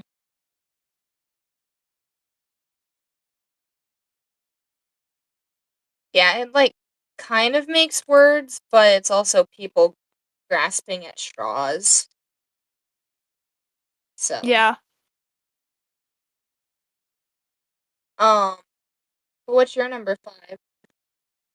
Okay, my number 5 is this thing that happens in Pokemon Mystery Dungeon. And when I found out the first time, it is truly terrifying.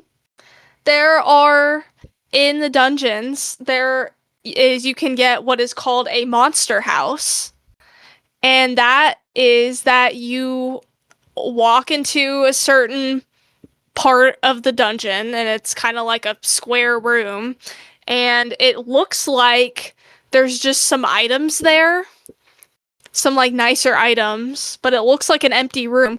You walk in, the game freezes, creepy suddenly like creepy music starts playing, and then the every square tile in the room, these Pokemon, these powerful Pokemon just float down and fill up every single square in the room except for the one you and your partner is on, and then like one in front so that you can move.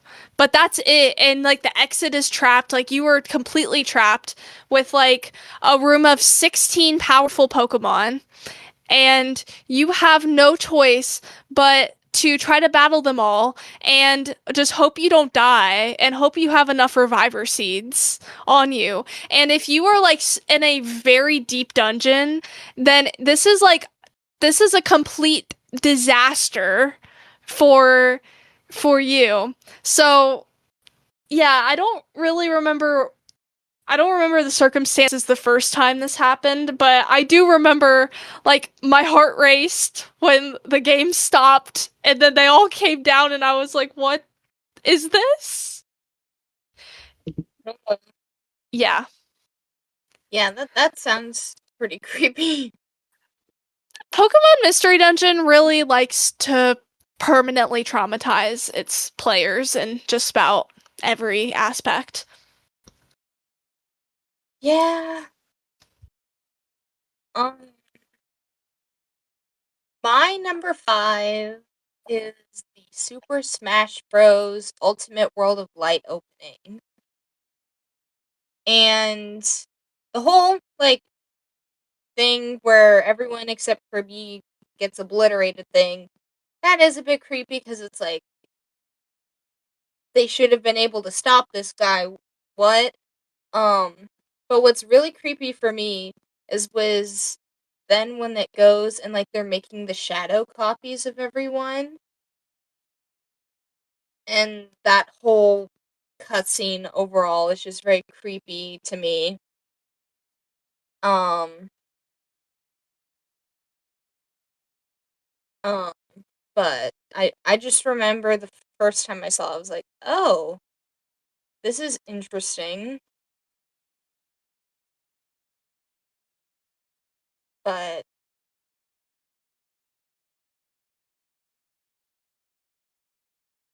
Yeah, I remember that. Yeah, and it.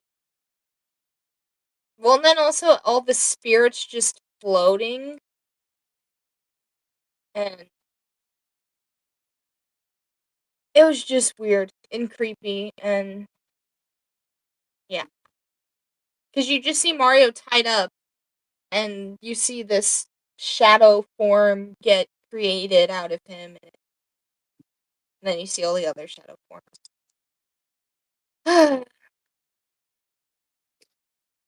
What's your Mine, number 4? yeah, my number 4 is back to, like I said, I would bring up a ghost girl from Pokemon. This one is pretty infamous from Pokemon X and Y. And Yep. when when I encountered this, I knew nothing about it. So a very I had an experience with this basically in Lumio City in one of the buildings, I don't remember which one. You go to a certain floor and it looks like any other office building in the game. You step out and then the lights flicker and then this ghost girl appears and like glides across the screen and just the dialogue just says no, you're not the one. And then she disappears and then the game goes back to normal and I was like, what the heck is this? What does this mean? It doesn't end up related to anything in the game, to my knowledge. She's just there, and that just happens. Super creepy. Yeah.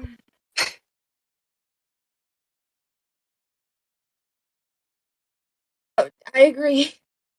Um, so I mentioned Thrifty Megamart was gonna be on my list. It's my number 4.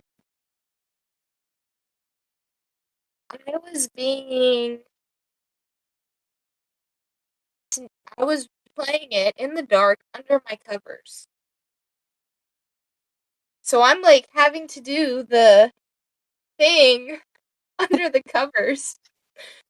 I was like, "Oh, okay."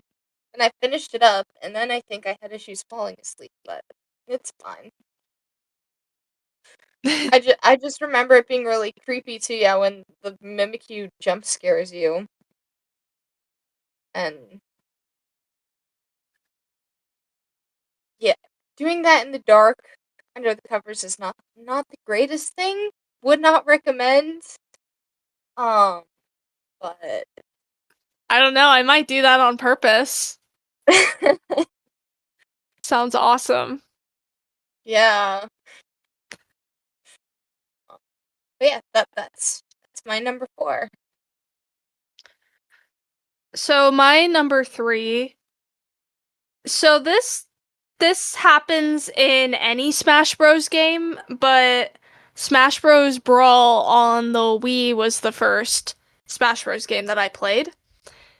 And when you just play through classic mode, playing against different fighters, at the end you have to fight Master Hand. And I did not I don't think I was even aware of Master Hand before this. Right. So, because I was still living under a rock in my Nintendo knowledge at the time, apparently, because I didn't play Melee till after all and all that. So, I didn't know anything about Master Hand, and I'm playing, and then this huge hand just appears, and you have to fight it, and it's just really creepy with no context. Master Hand. And then if you have to fight Master and Crazy Hand together, it is No just bueno. it's just very creepy. So, yeah. Yeah. My number 3 is another Tears of the Kingdom one, but fake Zelda. When you go to the castle and you go in and Phantom Ganon's there. It's where you fight Phantom Ganon. But you go in and you're like, oh, Zelda, hey! And then everything looks pretty. Or wait, no. That's after the fact. But basically what happens is it's Zelda, and then she like goes all puppet, and then Ganondorf's like, you like my puppet? And then she like goes limp, and then she just disintegrates. And it's really, really creepy in Tears of the Kingdom. Because you thought Zelda was still with you, and that you were gonna save her. Nope, it was just Ganondorf doing Phantom Ganon things. So, I just remember that being very creepy for me. Yeah. But you want to do your number? We'll do our number 2s and then honorable mentions and then number 1. Sure. My number 2 is Rossetti in the first Animal Crossing game. Yep. That's a honorable mention for me. Okay. Yeah, so I kind of have a funny experience with this because when I was very obsessed with Animal Crossing and like playing all of them at the same time, I never really played them like dedicated all at the same time, but I would dabble a lot. And I used to have this garbage laptop. I mean, this thing wasn't meant to do anything but Word documents and like loading some websites. It, you know, cheap little laptop. Right. Well, I got Dolphin ROMs running on that thing for the GameCube, and all I wanted to play was the original Animal Crossing. So I got Animal Crossing on this thing, and it was so laggy, so atrocious. It did the job most of the time, but a lot of the times it would just straight up crash. And every time it crashed, guess who I got to talk to? But Mr. Rossetti himself. Rossetti. Yes. Oh. And I was getting I was starting to fear what he was going to do to me because he gets progressively more and more aggressive. It starts taking like 5 minutes to click through all the dialogue. I think there's one time where he like as a joke like shuts off your game and then turns it back on. Like it just gets insane. And I didn't know at the time like how far it went until he gives up or whatever. Um, so I didn't even know how much this went on. Like I knew of how much more aggressive Rossetti was in the beginning game before I'd started playing it, but it was even more than I realized. So I was getting freaked out. Another fun thing, I did not experience this myself since I didn't play the game traditionally, but fun fact, a lot of people probably already know this, but if you turn off the game while visiting another island, Rossetti punishes you by turning your character into looking like a gyroid. Yep. And you have like the hollow, soulless eyes. And I guess that lasts like a couple days or something like that. But it's just super creepy. Super, super creepy. So, Yeah. yeah.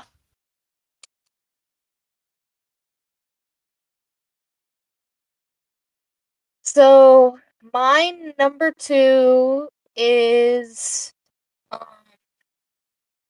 Phasmophobia. But specifically, when I'm playing with Mud, Chrono, and Octoboy, who are all way more experienced in the game than I am, and I'm the last one alive. And I have to keep collecting evidence because the three of them died too quickly for us to gather enough evidence and do everything we need to do. Figure out what ghost it is. Not as bad now, but it's still a little bit difficult when I'm the last person standing. But I remember I think the first game I played with them, it happened, and I was the last person standing, and I was like, yeah, I'm leaving. Oh no. Um, just like left well, like you get in the truck that you have, and then you leave, and you guess what ghost it is. But I don't know. It can be really funny, and then other times it can be really really creepy because you're hunting ghosts. Um, but yeah. Do we want to do honorable mentions now? How many do you have out of curiosity? I have three. Um, Um, yeah, I had like basically three because they were kind of like, yeah, maybe I'll put this on. So yeah. then, my first honorable mention is the eel in Mario 64. The Oh, yeah. there's this underwater level, and then you like go down to like the abandoned shipwreck, and then the unagi, the eel, the huge red, scary looking eel. Yeah. And honestly, what scared me more was that coupled with it being an underwater level, so you like have to worry about like breathing and having like enough life and oxygen. Because that was always something in Mario games, like especially when I was younger, that really stressed me out, which thinking back on it, it's kind of like surprising that I still grew up to like video games because I feel like I would get very stressed out even just from Mario games. So, Yeah. but the oxygen was a big one. Even in like Oh, Mario yeah. Galaxy, I was like I'm gonna run out of air like all the time. Um, yeah. So, yeah, that's my first one. Um, my first one is Glimwood Tangle and Pokemon Sword and Shield, which is the place with all the glowing mushrooms and everything. Yeah. I remember first going into there and just being very creeped out. And then it's also like it ends up being the fairy type gym. Like, And that gym leader's an what's going interesting on? one. Yeah. Um, but it was creepy, and then there was all these weird gremlins trying to get me, and it was very creepy for me. First time I entered there, dark, and then there's all the weird mushrooms, and there's Pokemon chasing after you, and it's very, very tight quarters. Fun. Yeah. So, my next honorable mention, I'm gonna be so made fun of for this one, but back then it left an impression on me. Okay, I can't deny it. My first time playing Mario Kart Wii. Um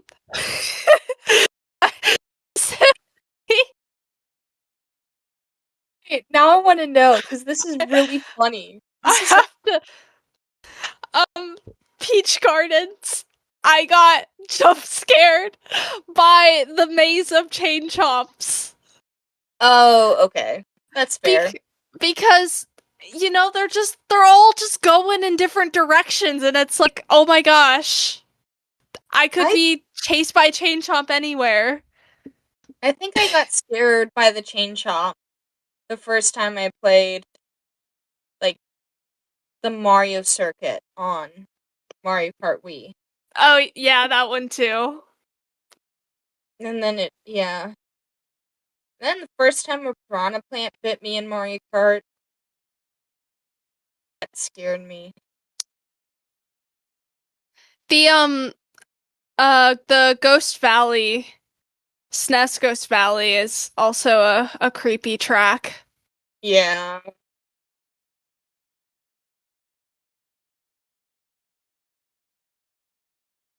Yeah. Okay. Next one, so the rest of mine are Zelda. But the next one is Yiga Clan Hideout in Breath of the Wild. Just because it's dark and you can't save. You cannot save in the Yiga Clan Hideout in Breath of the Wild. So it's very much on edge, like, if I mess up, I'm in trouble. But having to sneak around, and then it's dark, and then the music's also very quiet, but also creepy, and just overall, it's a very creepy atmosphere, because also there's fog everywhere, so that doesn't help with the creepiness. But I just remember the first time I was sneaking around the Yiga Clan hideout being a bit scared, a bit creeped out. Yeah. So my last one isn't necessarily, I'd say it's more sad on the surface than it is creepy, but the implications are kind of creepy. And it's kind of more described in the anime, but so this is from Yokai Watch, and the main cat character, I think his name is pronounced Jimbinyon. I might be wrong, but I think that's how. So basically, it's more so like his story, because basically he like got hit by a truck. Like in his past life, he was a regular cat and got hit by a truck crossing the street with his owner. His owner didn't get hit, but basically then she goes back to him, and he thinks that she is literally in the anime, like there's the actual like flashback in more detail, but she like goes to him, and in his mind she's calling him a loser, like she's looking down on the cat's dead corpse, calling it a loser, and then that's when the yokai spirit like takes over the cat. In reality, it's sad. The girl was calling herself a loser for letting her cat get hit by a truck and die.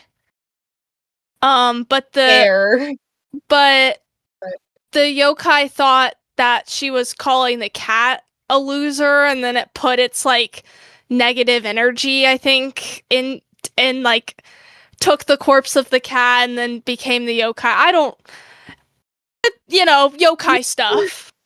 Obviously.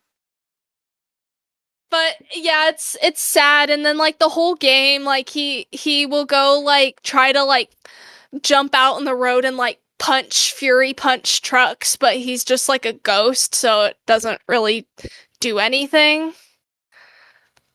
But yeah. Oh. Yeah.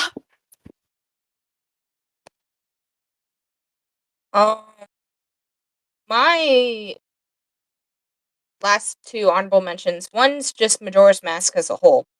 That whole game is creepy. The whole mask thing throughout the game is creepy. 5 stages of grief is creepy. and it's just a very creepy game. I don't know how it was rated E for everyone when it first came out, but... And then the more censored 3DS version is T for teen, so... See? Or it might be everyone 10 and up. Let's see.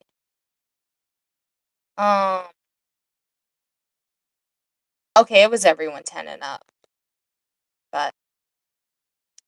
yeah, craziness. And then my last honorable mention is Dark Link, an Ocarina of Time. And I remember the first time doing that boss. Or not well, the mini boss. It was really creepy. Because you get put into this room, and it's just an empty space with water on the ground, and there's a lone tree. You walk up to the tree, and your shadow's still following you. And then nothing happens, so then you just walk to go to the door you came in. And as you walk back, you notice your shadow's not following you anymore. And then it emerges and the fight starts. And it's a really creepy battle as a whole, but especially the intro is really creepy. Yeah. I'm I curious, what will is your say, number one? Or, before yeah. that, I feel like we're legally obligated to. I don't have a super personal experience with this one, but I feel like it can't be a Nintendo list without mentioning the piano in Mario 64. Oh, yeah. So, unless that's your number one. No, it's not. Okay. I was gonna put that on my honorable mentions and then I forgot to, but Yeah. I haven't played Mario 64 enough.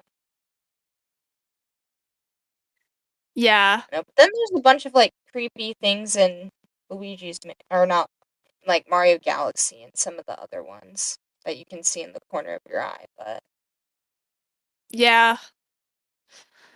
All right. but if it's not the piano, what's your number one then? My number one, because this is probably the most jump scared I ever was in a video game. I know I've probably told this story, but one late night, I was in bed playing Animal Crossing New Leaf, and I didn't know what happens when you get bit by a tarantula. And I was like, oh, oh, that's a tarantula. Oh, let me go catch that.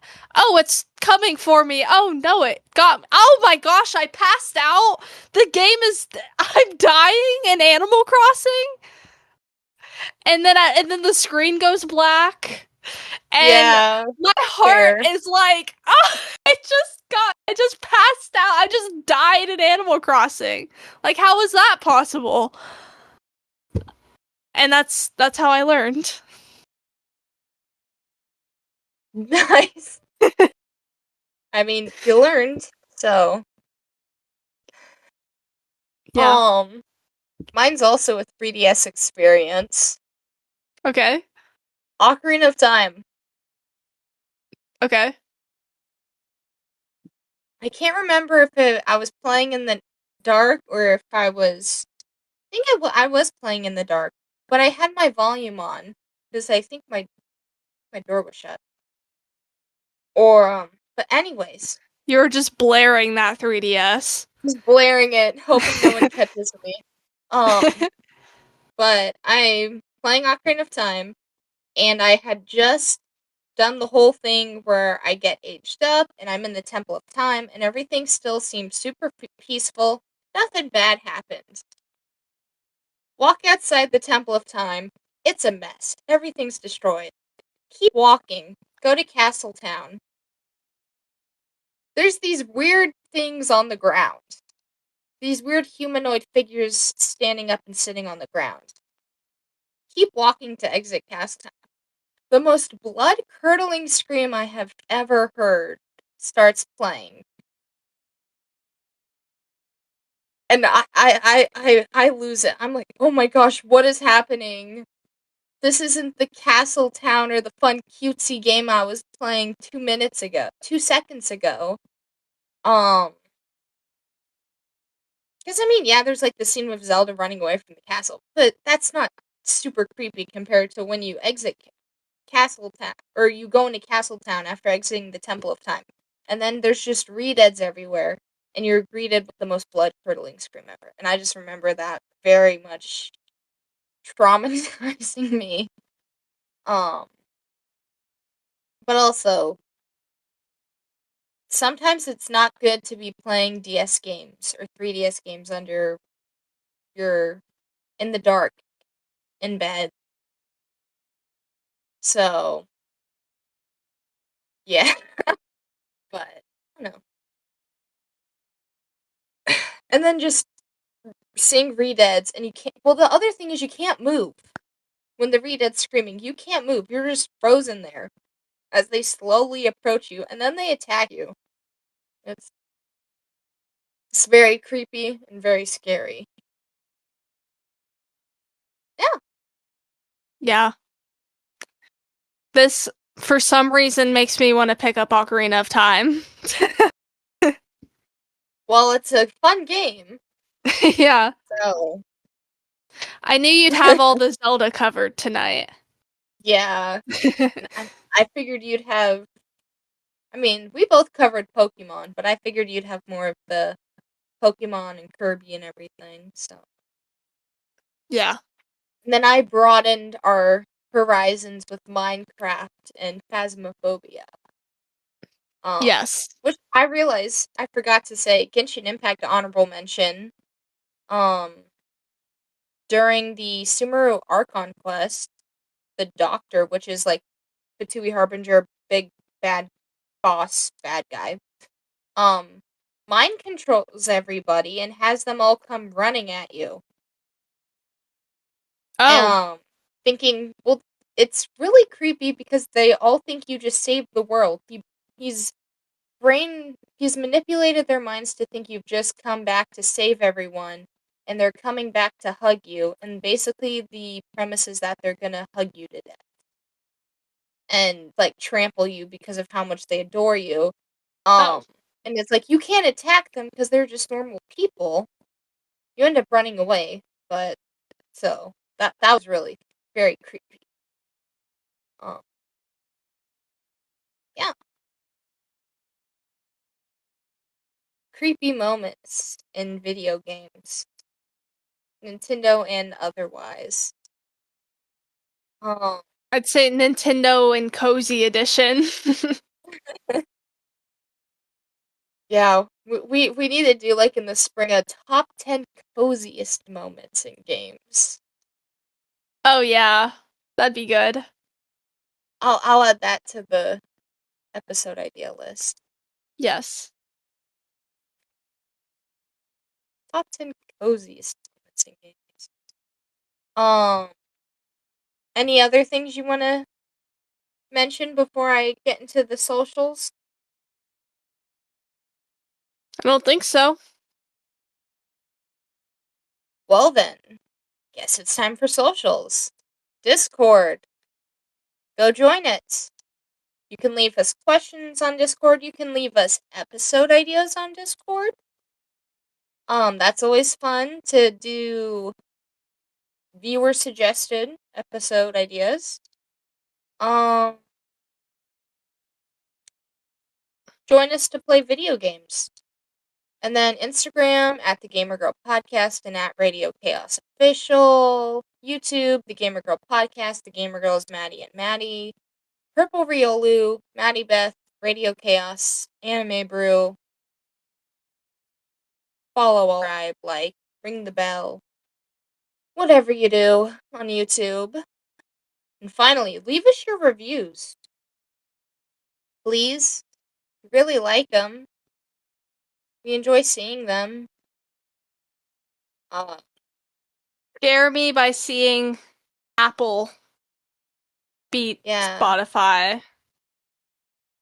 Yep. Ruin my Halloween.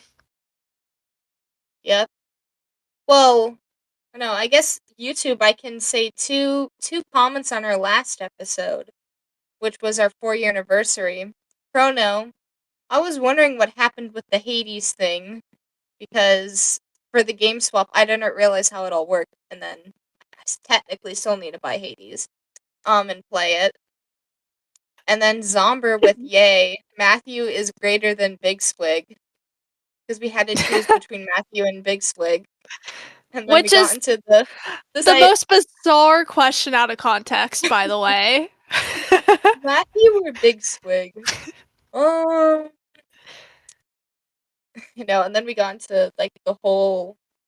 So what would happen if all Matthews just ceased to exist? All the Matties. Yeah, Yeah, wouldn't be good. it would not be good. Um, yeah. Do all the things. We love it when you guys do all the things to help us take over the world. But with all that, have a happy Halloween, a happy Thanksgiving, a Merry Christmas, and a Happy New Year. Yes. Bye, everybody. Bye.